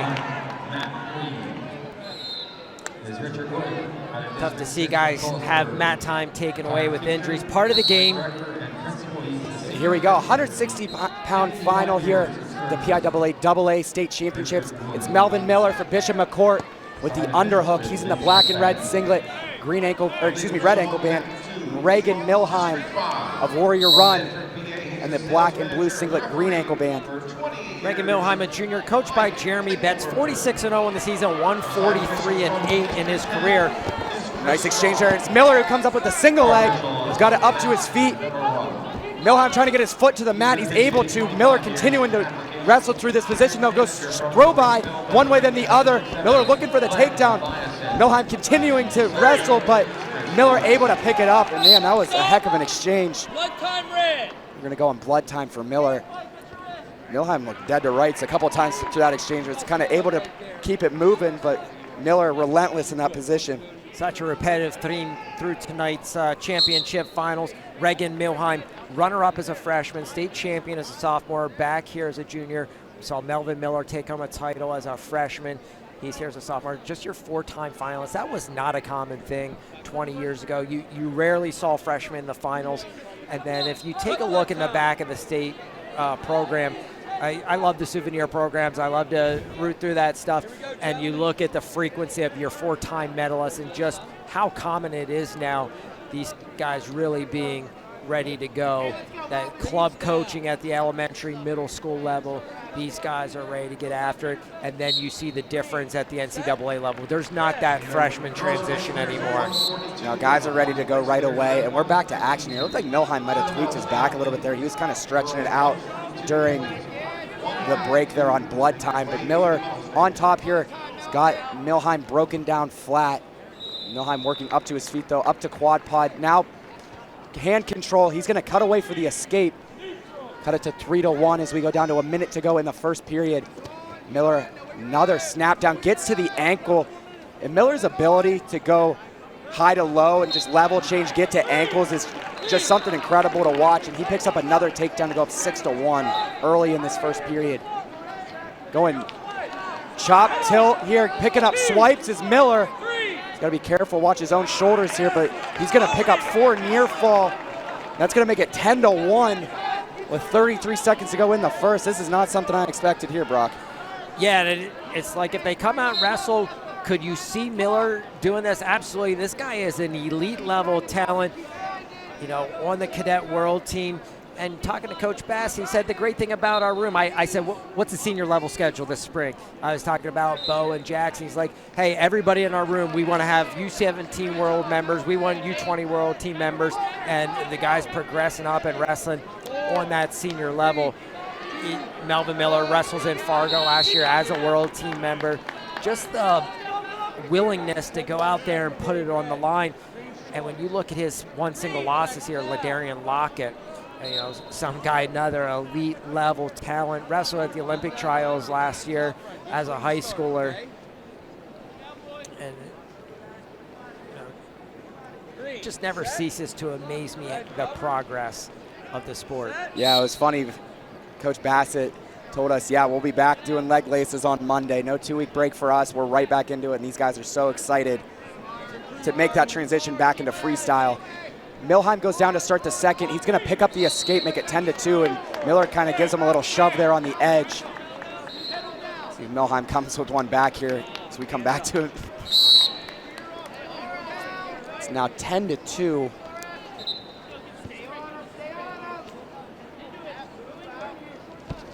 Now kind of jacking up to that underhook is Miller. I mentioned his level change attacks. It's really, really impressive, and it kind of plays into like his style with his body type, I guess I should say, of him able to snag in ankles from different angles, and it's just really, really impressive. As he snaps Milheim off the mat, 1:13 to go.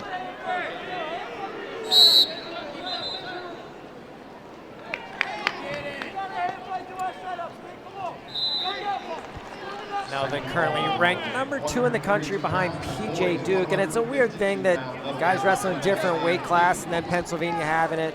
He's really not a 65-pounder. He's wrestling 160 here. Some with a big win at Powerade over Alessio Parenton, who's wrestling in the New Jersey State Finals today. It's a nice single leg for Milheim. Shin whizzer for Miller. And Milheim trying to keep this position rolling, but it's going to get stalemated. A really nice attack there from Milheim, just wasn't able to keep it moving there. Looks like the nose plug of Miller popped out. They're going to get that picked up. And great work by Milheim there. He was turning his hips, trying to take pressure off of that closed whizzer. And it's really touchy at the high school level that they're so quick to blow the whistle and blow potentially dangerous. That as you're turning those hips open and putting pressure on the knee, you got to be careful. You don't want to lose the position because you're in the driver's seat, but also you've got to take that pressure away from the closed whizzer. Yeah, that's why I'm always a fan of near hip shelf when guys are going to that heavy, tight whizzer. You see Miller looks to go to that right ankle of Milheim. Milheim steps it out of the way. We're under 10 seconds to go in the second. Be Miller's choice to start the third. These guys kind of conceding the last 10 seconds there. Miller's choice to start the third. He looks to his corner. He suggests to go in neutral, but head coach Bill Batsett says we're going down. Milheim's going to cut him to start the period, and Coach Bassett telling Miller, let's pick it up here. You see Miller kind of took his foot off the gas a little bit there in that second period, but Milheim starting to make some adjustments here, able to slow Miller down. Back to this left side hook for Miller. Milheim burying his head in that shoulder. He gets stalemated with 1:36 to go.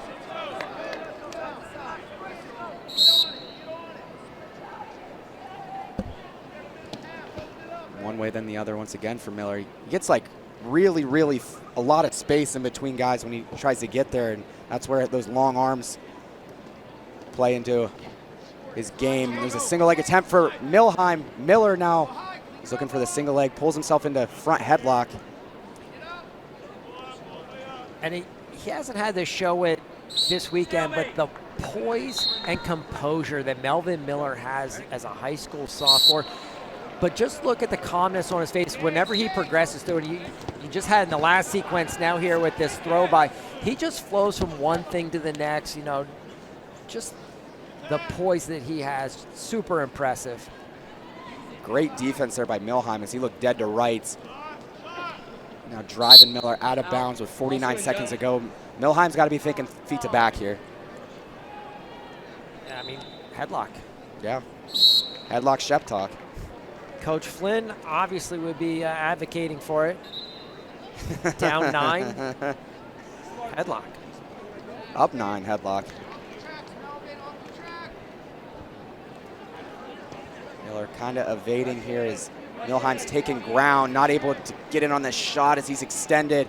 Miller going to catch him an over-under. Milheim just kind of standing there on the line. I'm not sure why he didn't try to get a restart there sooner. We got 23 seconds to go.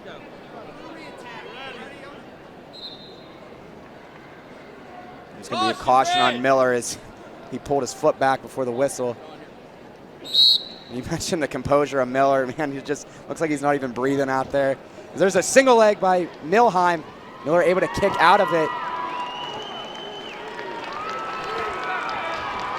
Down under 10 seconds to go now, and there's the first stall warning on Miller. He punches an underhook, trying to keep Milheim in bounds. Milheim's going to take a double leg. Not going to be able to finish as they go out with 4 seconds on the clock. Milheim pursuing, going to give Miller a shove, but that's going to do it. An 11-2 major decision for Melvin Miller at Bishop McCourt. Dominant performance, pretty much dictated by that first period, putting up 10 in the first. And that was enough for him. He picks up his second straight state championship as a sophomore. 152-pounders will be on the award stand. We will be back with the 172-pound championship between Nicholas Singer of Faith Christian Academy and Gage Wenzel of Montoursville. Introductions for the next 6 finalists. As I mentioned earlier, we've got our girls finals down on mat number 3, AAA finals on mat number 1, and Brock Height and I will be here on mat number 2 for AA finals. Up next here is our 172-pound AA state championship final. It'll be Nick Singer of Faith Christian Academy taking on Gage Wenzel of Montoursville.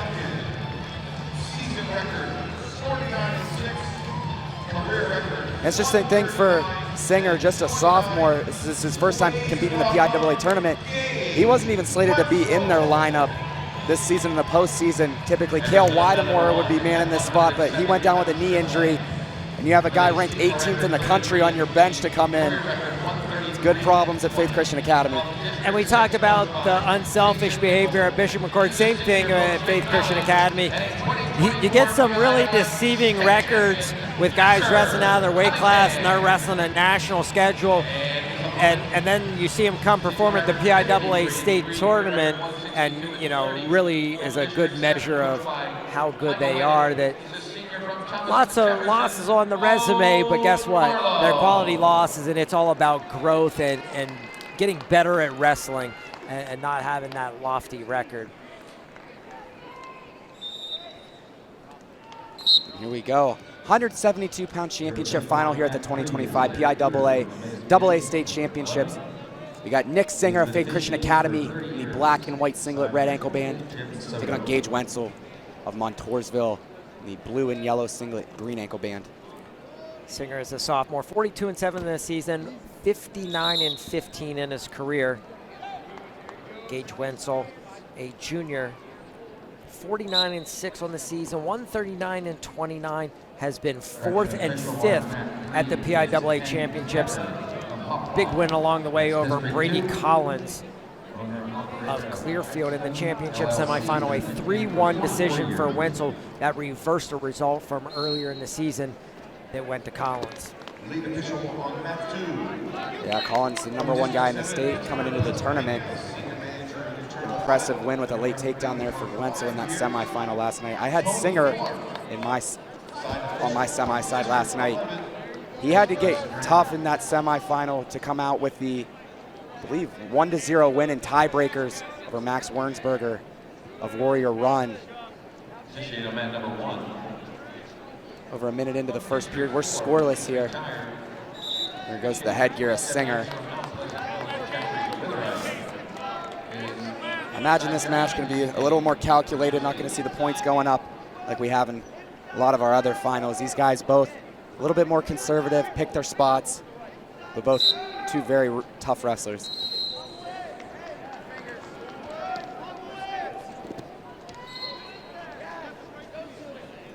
So I was mentioning in the intro, Singer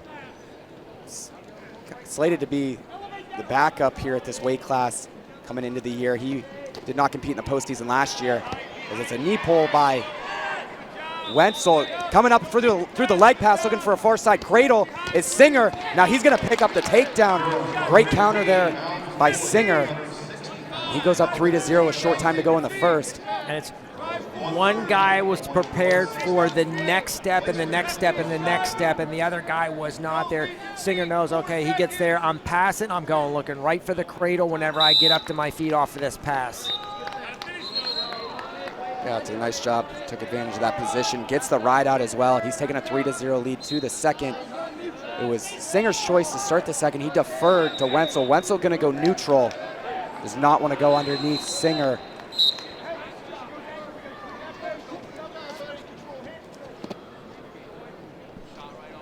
That was, as I was saying earlier, prior to that takedown exchange, Singer did not compete in the postseason last year. He was behind Cale Weidemoyer. That was slated to be the case this year as well, but Weidemoyer went down with a knee injury. Singer comes in, makes a state final, just super, super impressive. Singer currently ranked number 18 in the country at 175 pounds. He's a two-time Ironman place winner. Headgear pops off once again for Singer.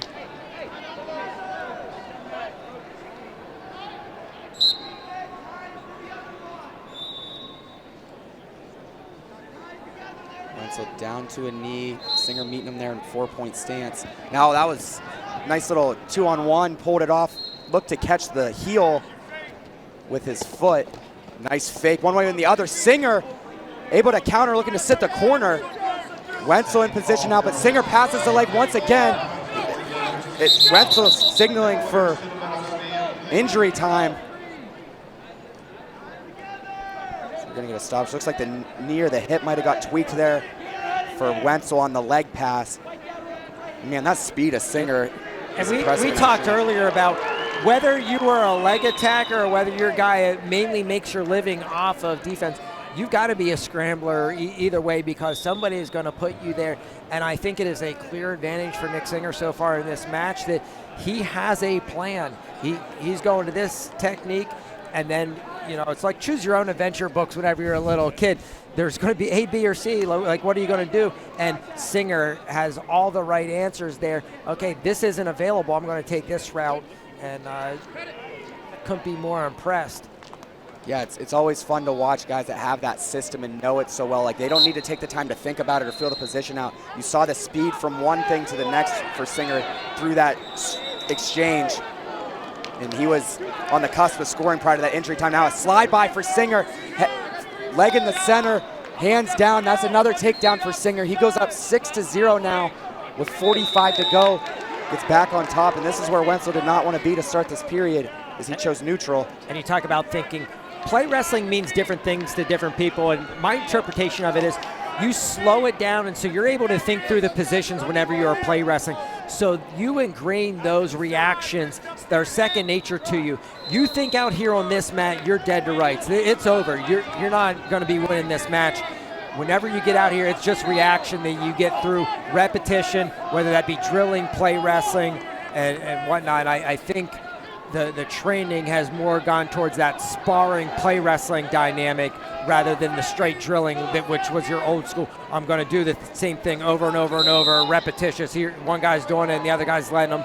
Now it's sort of like flowing through motions and thinking about the technique as you're doing it. And it's where you're actually getting resistance as well. Not 100%, but maybe 50, 60% resistance. So you're getting realistic feels and reactions from guys. So then you know where you're going next, what's going to work, what doesn't work. Singer rides out the second.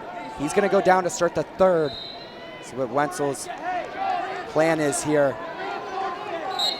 Singer gets up to his feet right away, fighting hands. Wenzel's just going to have to cut him. Singer not really giving him an opportunity to make a decision there.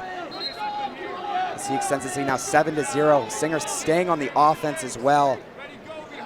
You can't say enough about these Faith Christian Academy guys, but just for the most part always looking to score points. Nice fake, looking to go right there was Wenzel. And it's, you know, Penn State always gets a lot of credit for, like, you know, hey, I'm just here to have fun. I want to have fun. I want to score points. I want to do this. And Faith Christian kind of has that same kind of aura around them, that they're loose, they're laid back, and whenever they get out there, they're not afraid to perform. They want to win. It's not like they have to win. They want to win, and they want to go get those points. Yeah, talking to head coach Ben Clymer before the round started, he said it kind of best. This is another slide by for Singer, picks up another take. Oh! That's not legal. And he goes full back arch. Wenzel came down hard on his head. Gotta get recovery time. It's gonna be that's point for Wenzel, and he's gonna go on recovery time. I'm hoping he's okay. That was wild.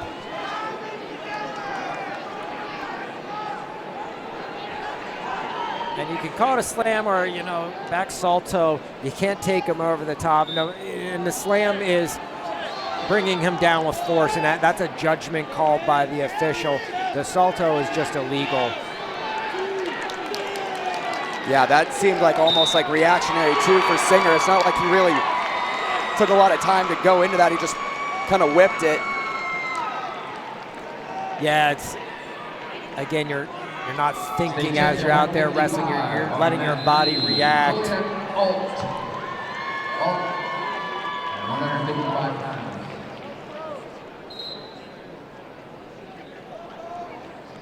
Got the full training staff checking out Wenzel now.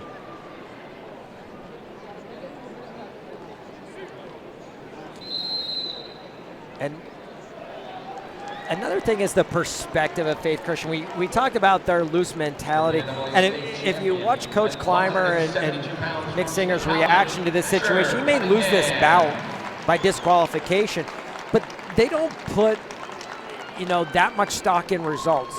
They're you know, much bigger things in life. They had a team member beat leukemia this year, and they talk about just like how fortunate they are to be in this situation, and just what it means to them. It's not about wins and losses. It's about performing and being good people. And if you watch that reaction there, you know, they just had a conversation, and you know, he's like, hey, kind of let my reaction get to me and do something illegal. But it looks like Wenzel's okay. He's coming back here. Respect for him for continuing to wrestle. Absolutely. You talk about he gets a loud credentials applause aren't here. Everything. Saying I want a state title or this or that, it's, you know, developing wrestling, being, you know, learning life lessons from the sport and kind of developing into a good person, making the right decisions. And props to Wenzel as he comes back now down 10-1. And he could have made the choice there to just stay down, but he did and I not. think a person in the arena would have questioned it. Yeah, I don't think so either, because that was definitely an illegal slam. Well, just the force that he went down on his head, it was. Oh yeah, it looked bad. It looked really bad. Singer takes him out of bounds. We get reset with 50 seconds to go in the third period. But talking about like that, the perspective by Faith Christian Academy, again, Coach Clymer put it best, like, if you're able to make that separation of wrestling and not put it on a pedestal, that's when the pressure comes off and you can go out and wrestle free and you can go out there and accomplish your goals, because it's not the most important thing in your life. You don't tie your self-worth to the credentials and the wins and losses. Wenzel picks up a reversal. Now there's a stall warning on Singer underneath. Wenzel's gonna have to fall here with just 10 seconds to go. Singer really shutting it down here, just trying to stay smart, and Wenzel trying to pull him back. And he was going for it there. Singer's gonna pick up the reversal, and that's gonna do it. A 12-3 major decision for Nick Singer of Faith Christian Academy. Props to Wenzel for coming back and continuing to wrestle. Hope he continues to stay healthy after that, but impressive performance by Nick Singer, and he picks up his first state championship.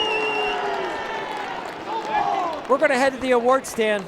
We'll be back with Adam Waters looking for his third PIAA title against Caleb Close from Body area. Medalist. Introductions coming out now for our next 6 finalists. Our girls finals going down on mat 3, AAA finals on mat 1. Here on the AA mat, up next is our championship final at 189 pounds between Adam Waters of Faith Christian Academy and Caleb Close of Bald Eagle area. Caleb Close making his first final. He was so close in last year's semifinal, gave up a really late takedown to Garrett Garcia of Southern Columbia. And he ended up third. He's been 8th, 7th, and 3rd at these PIAA championships. He's taking on a guy that has never gone the distance here in the Giant Center. Now Waters already a 2-time state champion, picking up falls in both his championship finals. I believe won the Outstanding Wrestler Award in his freshman year of 2023 as well, as he picked up a fall over Holden Garcia, a returning state champion, in the first period off a lefty headlock. These guys have had identical runs, 2 falls and a technical fall in the semis for both. So close is no cupcake, as Tom Brands would say. The Waters, one of the best in the country, number 3 currently at 190 pounds, still uncommitted, one of the top recruits in the class of 2026. Here we go, 189-pound championship final here, the 2025 PIAA AA state championships. We got Adam Waters of Faith Christian, the black and white singlet, red ankle band, taking on Caleb Close of Bald Eagle area in the gold singlet, green ankle band. Caleb Close Sr., coached by Ron Gano, 43-1 on the season, 170-23 in his career, headed to American. Adam Waters, 45-0 in the season, junior out of Faith Christian Academy, coached by Ben Clymer, 132-5, 11 bouts in the Giant Center, 6 falls, 5 technical falls. Insanity. Waters goes drag to the double leg, picks up the takedown to go up 3-0 early here. Working to that cross wrist. You see the hand fight going on underneath, trying to pry that wrist free. Is close, able to get it cleared for the moment. Close working up to his feet. Waters brings him back down. Back on that cross wrist for Waters.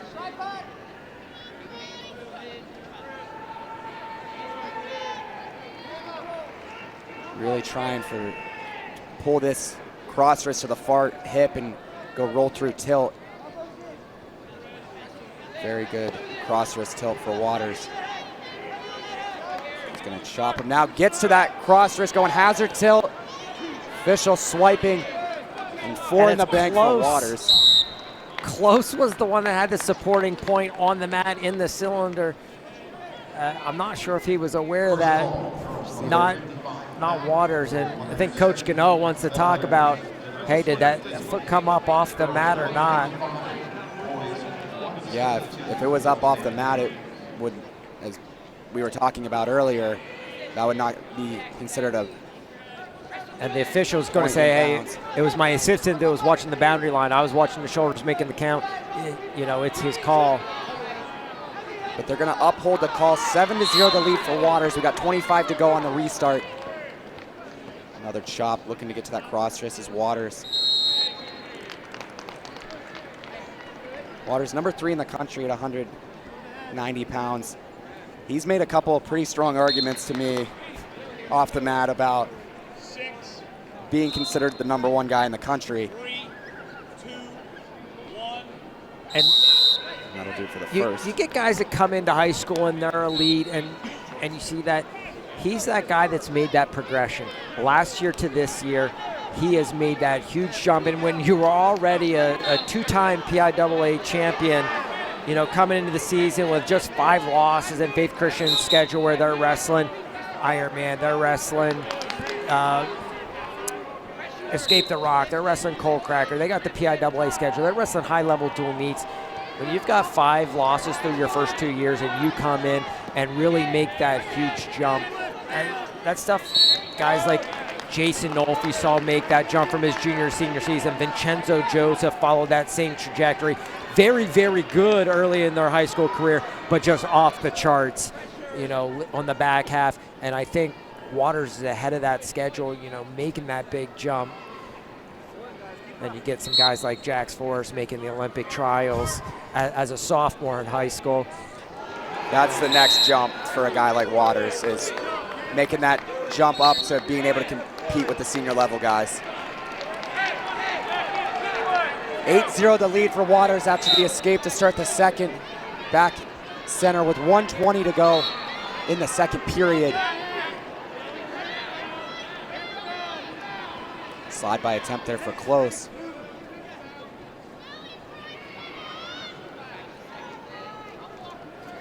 Nice snap there for Waters.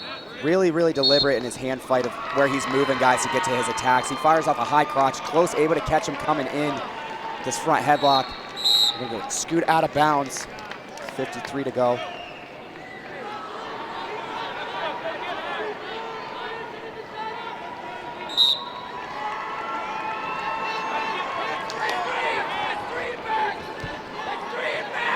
Single leg for Waters. Shin whizzer for Close.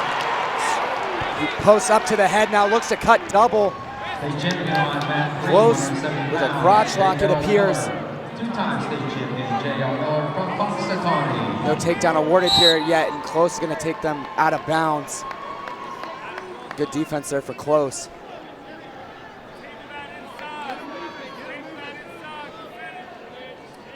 And it's interesting to watch the attacks. You know, Waters has that headlock, and he's got a lot of upper body stuff, but he started that drag to the single leg. You know, guys are really off balance because he can attack all parts of the body. He can go upper body with you. He can go down in the legs and attack. Really a diverse toolbox for Adam Waters.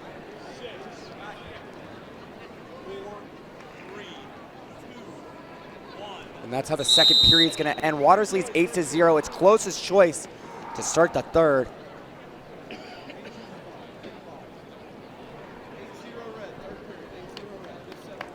Close going to go down to start this third period.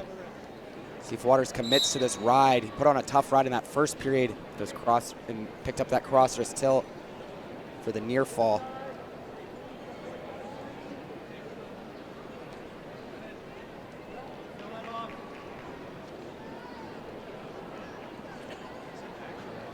Up to his feet is Close, looking to cut away. There's the escape. Now 8-1. And you got to believe Waters going to continue to push here. He doesn't want to walk away from this match going 6 minutes. Yeah, and he's got that competitive fire in him. I watched him as a freshman in the dual meet against Notre Dame Green Pond. He was really fired up there. He didn't get to wrestle Holden Garcia in that duel because it was moving away, and I think he ended up getting a fourth. But just the fire he had, and just got that intangible of champions. Pace really starting to slow down here in the third period, though. It's a shot by Close, snap and re-attack for Waters in on the double. Impressive re-attack there. It's now 11-1 with 50 to go.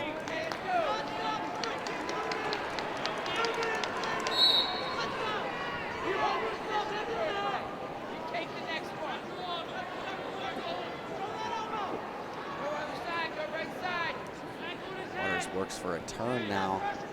He's just staying heavy with that chop. Gets Close, broken down flat as we go under 30 to go.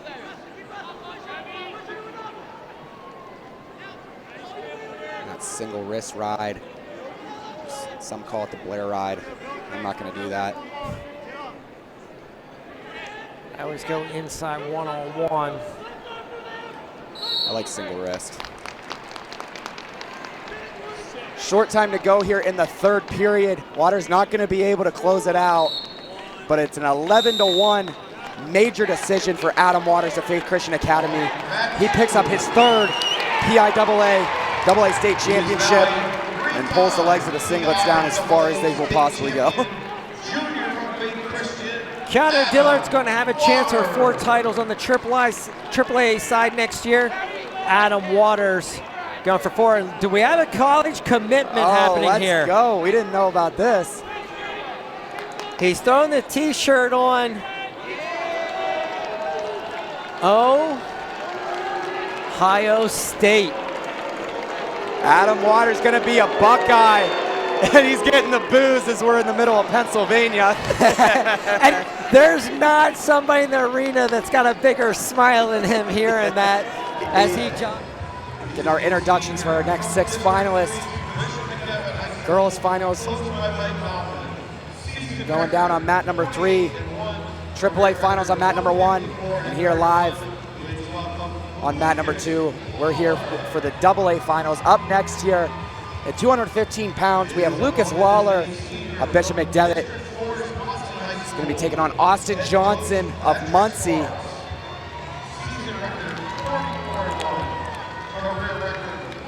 Two of the top guys in the country at 215 pounds. Going to get number 14 against number 8. Johnson checking in on the weekend, and number 8, Lawler, number 14. This match has happened this season. Yeah, back at PIAA in the semifinals. Awesome match. I was on the call for it. I believe it was Johnson coming away with the 8-5 decision. Picked up a late takedown to win that one. Talking to the Bishop McDevitt coach before the finals, he was confident in Lawler coming into this match. Also a little bit more confident in his shape as he was just coming off football season back in December at PIAA. So it'll be interesting to see these two run it back. And here we go. 215-pound championship final here at the 2025 PIAA AA State Championships. It's Austin Johnson of Muncie in the blue singlet, red ankle band, taking on Lucas Lawler of Bishop McDevitt in the blue and gold singlet, green ankle band. Lucas Lawler, senior at Bishop McDevitt, coached by Mike Nauman, 48-1 on the season, 154-31 in his career. Qualified for the PIAA tournament all 4 years, taking home medals of 8th and 4th in his sophomore and junior seasons. Austin Johnson, senior out of Muncie, coached by Patrick Sparks, 44-1 on this season, 155-5 in his career. twice has been a PIAA runner-up, and he was a champion as a sophomore. Talked about Lawler coming off the football season. Austin Johnson ran for 6,534 yards in his high school career and 108 touchdowns. That is absolutely insane. Doesn't really surprise me looking at him because he's built like a fridge. Also, Johnson headed to Oklahoma State next year, joining David Taylor and the Cowboys out in Stillwater. While Lawler, he's committed to Bucknell. And we saw Ryan Lawler of Bishop McDevitt in 152-pound, not related to Lucas Lawler here, but they are both going to Bucknell. And they also both have a dad named Mike, interestingly enough. Quite this coincidence. 35 seconds to go in the first. We're scoreless. It's Johnson pressing forward. So we mentioned in the intro, it's a rematch from the Powerade semifinals back in December. It was an 8-5 decision for Austin Johnson. A really competitive match. Needed a late takedown to win it.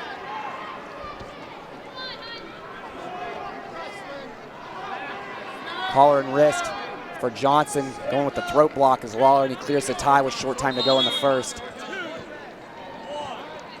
And that'll do it for the first period. No score after one here at 215 pounds. Johnson's choice to start the second. He's going to go down. Mentioned Johnson, a two-time runner-up. His freshman year, he was a runner-up at heavyweight, kind of wrestling a little bit out of his optimal weight class, as we talked about earlier. Made the cut back down to 215 his sophomore year to win it. Last year, falling to Rune Moritz, a Pennsylvania legend who became the 14th four-time PIAA champion last year with that win over Johnson. And as I talked about the greatest PIAA final in history, some people threw back that Austin Johnson, Rune Lawrence going for his fourth title. Austin Johnson had been a runner-up and a champion prior to that match. He's coming in as a junior. And it's worth mentioning. Yeah, for sure. Two guys that bona fide studs and expect them to go on to do great things in college. As Lawrence, a true freshman at West Virginia this season. Lawler picked up a stall warning on that restart as he drove Johnson out of bounds. Johnson with the escape now to go up 1-0.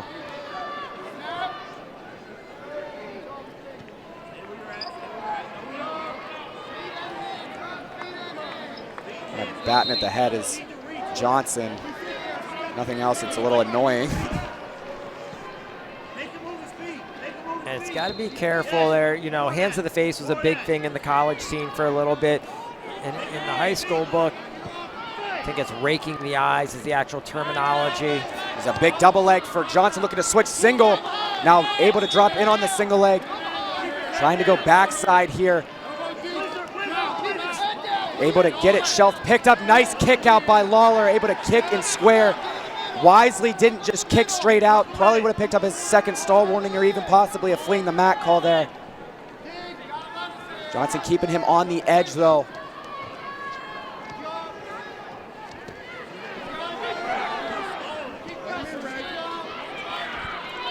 Lawler circling the line here. Johnson not letting him come back in, keeping him there. 20 to go. Lawler able to snap Johnson. They go out of bounds.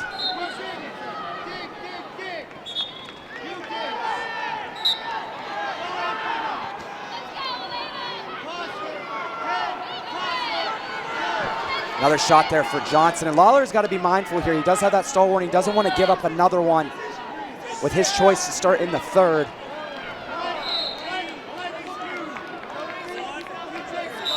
That'll do it for the second period. Lawler's choice. He goes down, trailing 1-0. See how committed to this ride Johnson is. He's really tough in the top position. With these guys kicking butt to the finals, all bonus points. Tech major for both to get to the finals. Turning back in is Lawler, looking for a reversal, and he's gonna pick it up. He takes the 2-1 lead early in the third. Lawler was able to catch that ankle, turn back into Johnson, get him on his butt. And here's where The rule changes. I am very in favor of the reversal being the same as a takedown. You're gaining control over an opponent from a defensive position rather than a neutral position. They're much less frequently scored in college than takedowns, but with the scoring the way it is now, the 2-1 exchange, Johnson just needs an escape to tie this bout, where a 3-point reversal in lockstep with the 3-point takedown would change the complete dynamic of this match. Yeah, I've been adamant ever since they made the change in college to the 3-point takedown. I agree. I think they should move reversals to 3 points, as you mentioned. Not nearly as frequent as takedowns, almost arguably harder to get.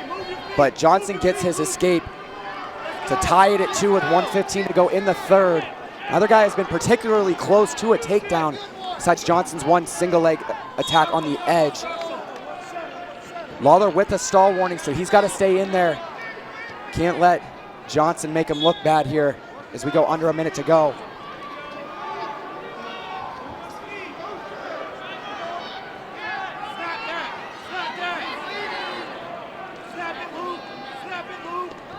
Snap by Lawler, looking to circle the corner. Johnson looking for a drag. Lawler able to catch the underhook.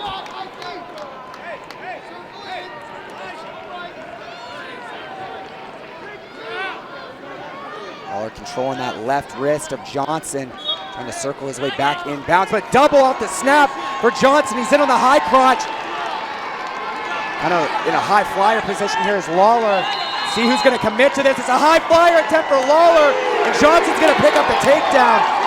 So we go under 15 seconds to go. Huge takedown for Johnson. He takes a 5-2 lead. Lawler's got to work quick here.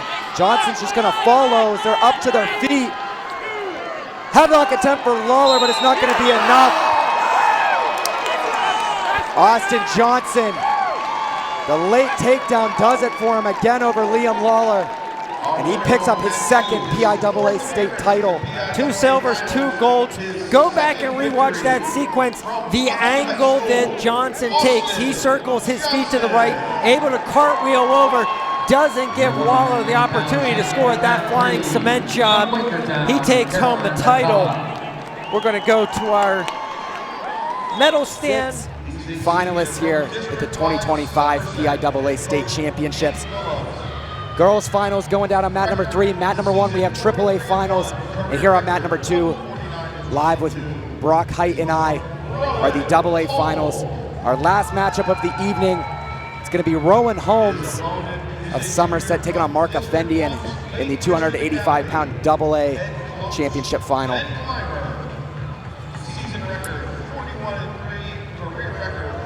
Faith Christian, they're looking to put a cherry on top of a record-breaking performance. They are going to finish ranked number 1 in the country as a team. They have broken the scoring record. And they're looking for Mark Effendian to put another title up for the Lions. A scoring record they set last year. And looking for their 5th champion of the evening. Going into yesterday's semifinals, Faith Christian had 10 guys in the semifinals. They had not lost a match. Just the most impressive dominant performance ever at this tournament. Going to get an academic battle as Effendian committed to Princeton. Rowan Holmes committed to Lehigh. Here we go. 285-pound championship final here at the PIAA AA State Championships. It's Mark Effendian of Faith Christian Academy in the black and white singlet, green ankle band, taking on Rowan Holmes of Somerset in the black and orange singlet, red ankle band.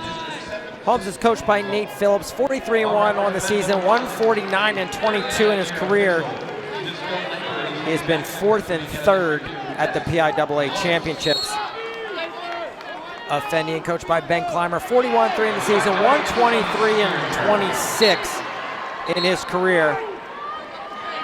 He was a qualifier and 3rd. Talking to Coach Clymer before the finals, we were talking about how Effendian, he's really just mastered the heavyweight style here over the last year or two. Uses his hands really well. You don't see him take a lot of extended shots or put himself under guys. Just really controls the hand fight, moves guys around well. And it's helped him kind of excel and jump to the next level. Efendian ranked number 9 in the country. Really, 285 pounds is a different sport that, like, body styles, you know, make matchups and different things. And you gotta play the game and understand. You don't want to put yourself underneath some of those big guys. You can't wrestle the same way as a 133-pounder. You can't wrestle the same as a 107-pounder. So you understand the sport at the weight class and at that level. And he talked about Efendian being smart, that like he knows that, you know, if the first guy that goes underneath, if he puts himself in a bad position, the match is over with that go behind. Got a broken strap coming across the back there. Yeah, Efendian kept it on, and he was acting like he was going to try to fix it himself. I don't know if that would even be possible. And I think it's a broken strap. Yeah, I don't think it's not going to be something that's fixable, unless he had a lot of room in there that just pulled out. Shorten the strap up. And here comes and thread it back through. One of the coaches with another headgear option in case Efendian just wants to switch out. 285-pounder, not the easiest headgear to find somebody else on the team that has one of similar size. Efendian got the job done himself, able to fix his own headgear. We get back to action with 55 seconds to go in the first period, and these guys are right back to it. It's a double leg for Efendian, and drives him out of bounds, and his straps broke again. Gonna have to switch it out.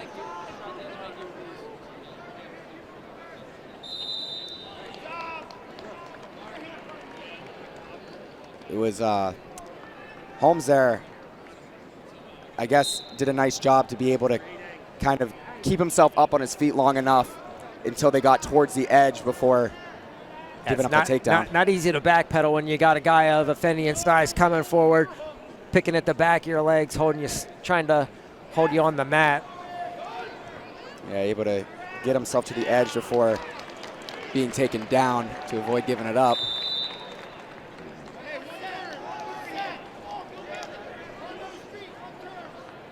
Now getting the headgear adjusted. Hopefully it's going to fit on Efendian's head. I think that might be Waters' headgear.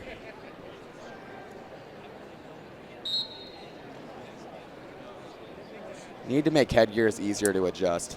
Yeah, those Cliff Keen, and I'm not sure what brand it is, but the looks like Adidas. The foam ear guards with the 4 straps, not easy to adjust. The old ones that had the metal inserts, impossible to do in the middle of the match. Oh, and we're going to a third headgear.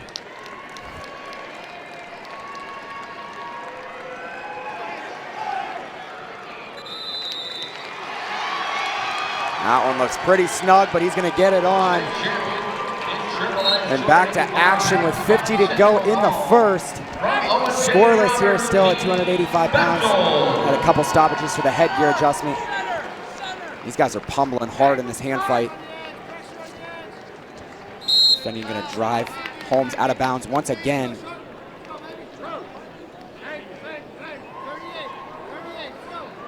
Holmes with 3 falls to make the finals. Dominated his way here while there was a fall, a technical fall, and a 13-2 major decision in the semifinals for Efendian. Neither guy really been tested to this point. Efendian, as we mentioned, doing a nice job just controlling the hand fight, dictating where the match is going. Holmes is just having to fight to stay in there. And with that forward pressure, Holmes felt it. He got to the snap. Great reaction by Efendian to go double leg off of it as he was snapped and falling forward rather than hitting his hands and having to pop back up off the mat. He just went right into that leg attack. Ended up on the boards here at the Giant Center. End of the first period, scoreless after 1. Flip of the disc. It's Holmes' choice. He's going to go down.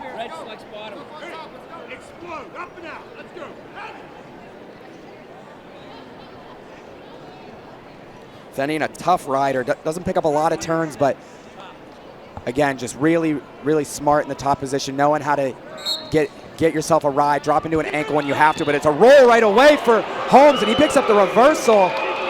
Great work by Holmes. He wasted no time there going to that roll, almost like he was anticipating offending a drop to that ankle. And he goes up 2-0 just 9 seconds into the second period. And that changes the match right there. Yeah, absolutely, but it's still the 2-for-1 exchange rather than the 3-for-1. I want to see that 3 in there. That's a significant maneuver. You go from the bottom position, you get the reversal, reward the action that's happening on the mat, make the score reflect what's going on out there. A lot easier to get away than it is to get that reversal. And now Offendian gets right back on serve with having choice in the third if he's able to pick up an escape here. Holmes continuing to ride on top. Offendian getting himself a restart. 1:33 to go in the second.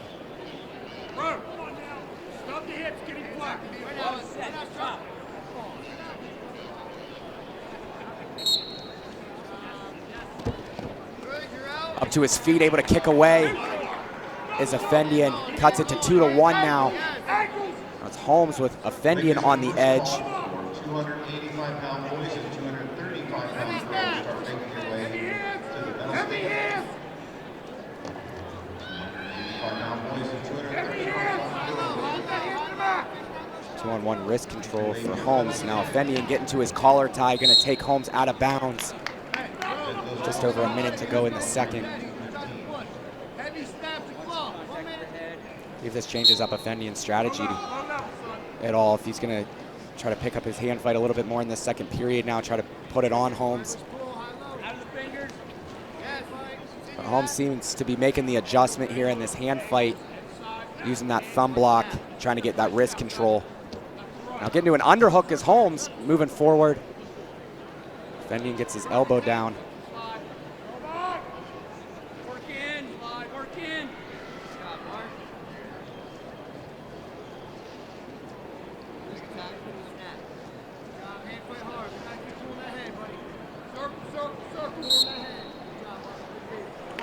Another restart as they go out of bounds. We've got 25 to go in the second. Action really slowing down here in the second period. Controlling that right hand is Holmes, and it's kind of taken away from the hand fight of Offendian, but a wizard down by Holmes as Offendian drives him out of bounds. Gives him a little bit of extra head push there at the end. Now we're going to get a stoppage for blood, it looks like, on Holmes. Would not be a heavyweight championship final without some blood time, some headgear stoppages.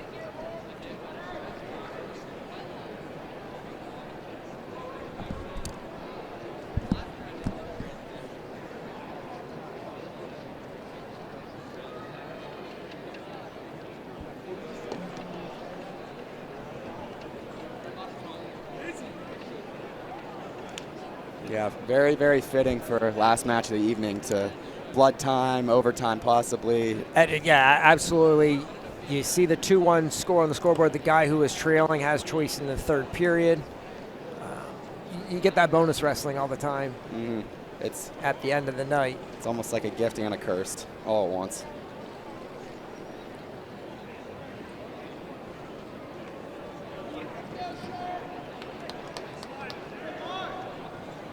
Well, talking about post-match awards, who would you give your outstanding wrestler award to, Brock? It's Jax Forrest. Yeah, 100%.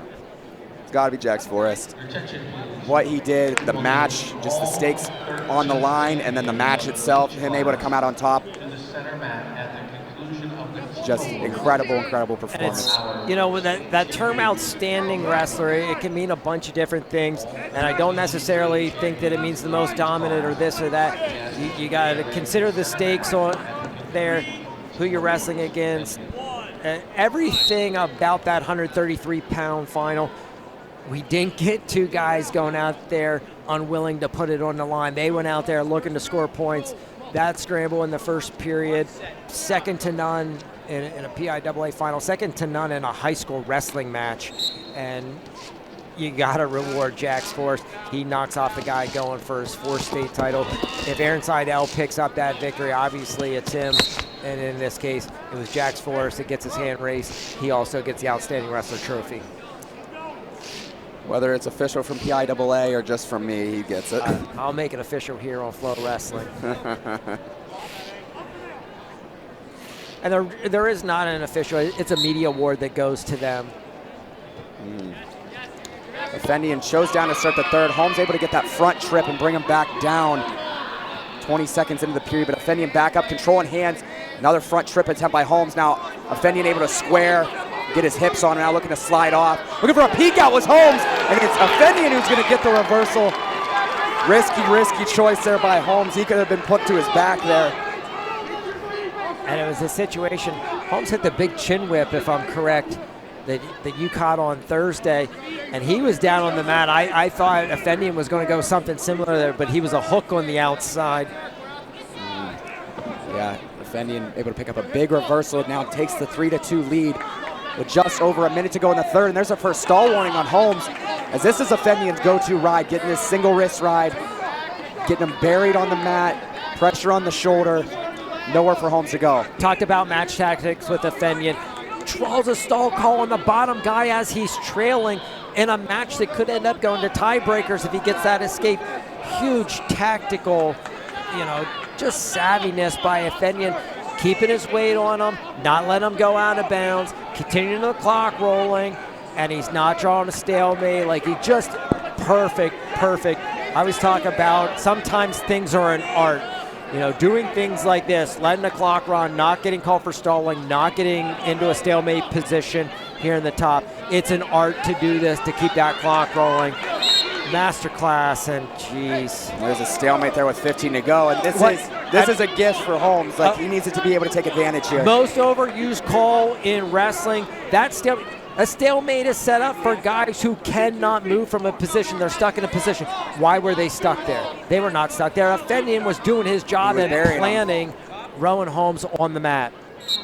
Holmes gets a second chance here with a restart. Granby attempt. There's a one swipe. He's back hooked. Has the arm pinch. Going to look to go Peterson possibly. Efendian just keeping that hand posted. Hips heavy here. Now he's in position to get near ball. Holmes get the reversal with 1 second to go. Oh my gosh.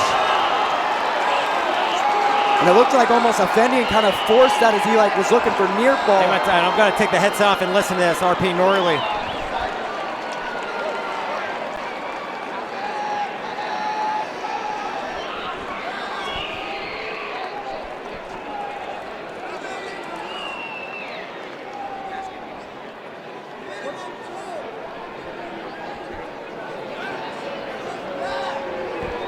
I wasn't able to catch any of that. Got a little loud in here. They wanted a near fall count from the mousetrap position. They're not going to get it. Rowan Holmes with the late reversal. Man, what a way to win a state title. And for Efendian, man, just an awful way to lose it there late. And especially whenever the stalemate is what stopped the action leading into the sequence. That's tough pill to swallow if you're Mark Efendian and the Faith Christian faithful. Going through a recap here of our AA finals. Starting out at 107 pounds, it was Braden Lodier getting his second straight decision over Carter Chunko.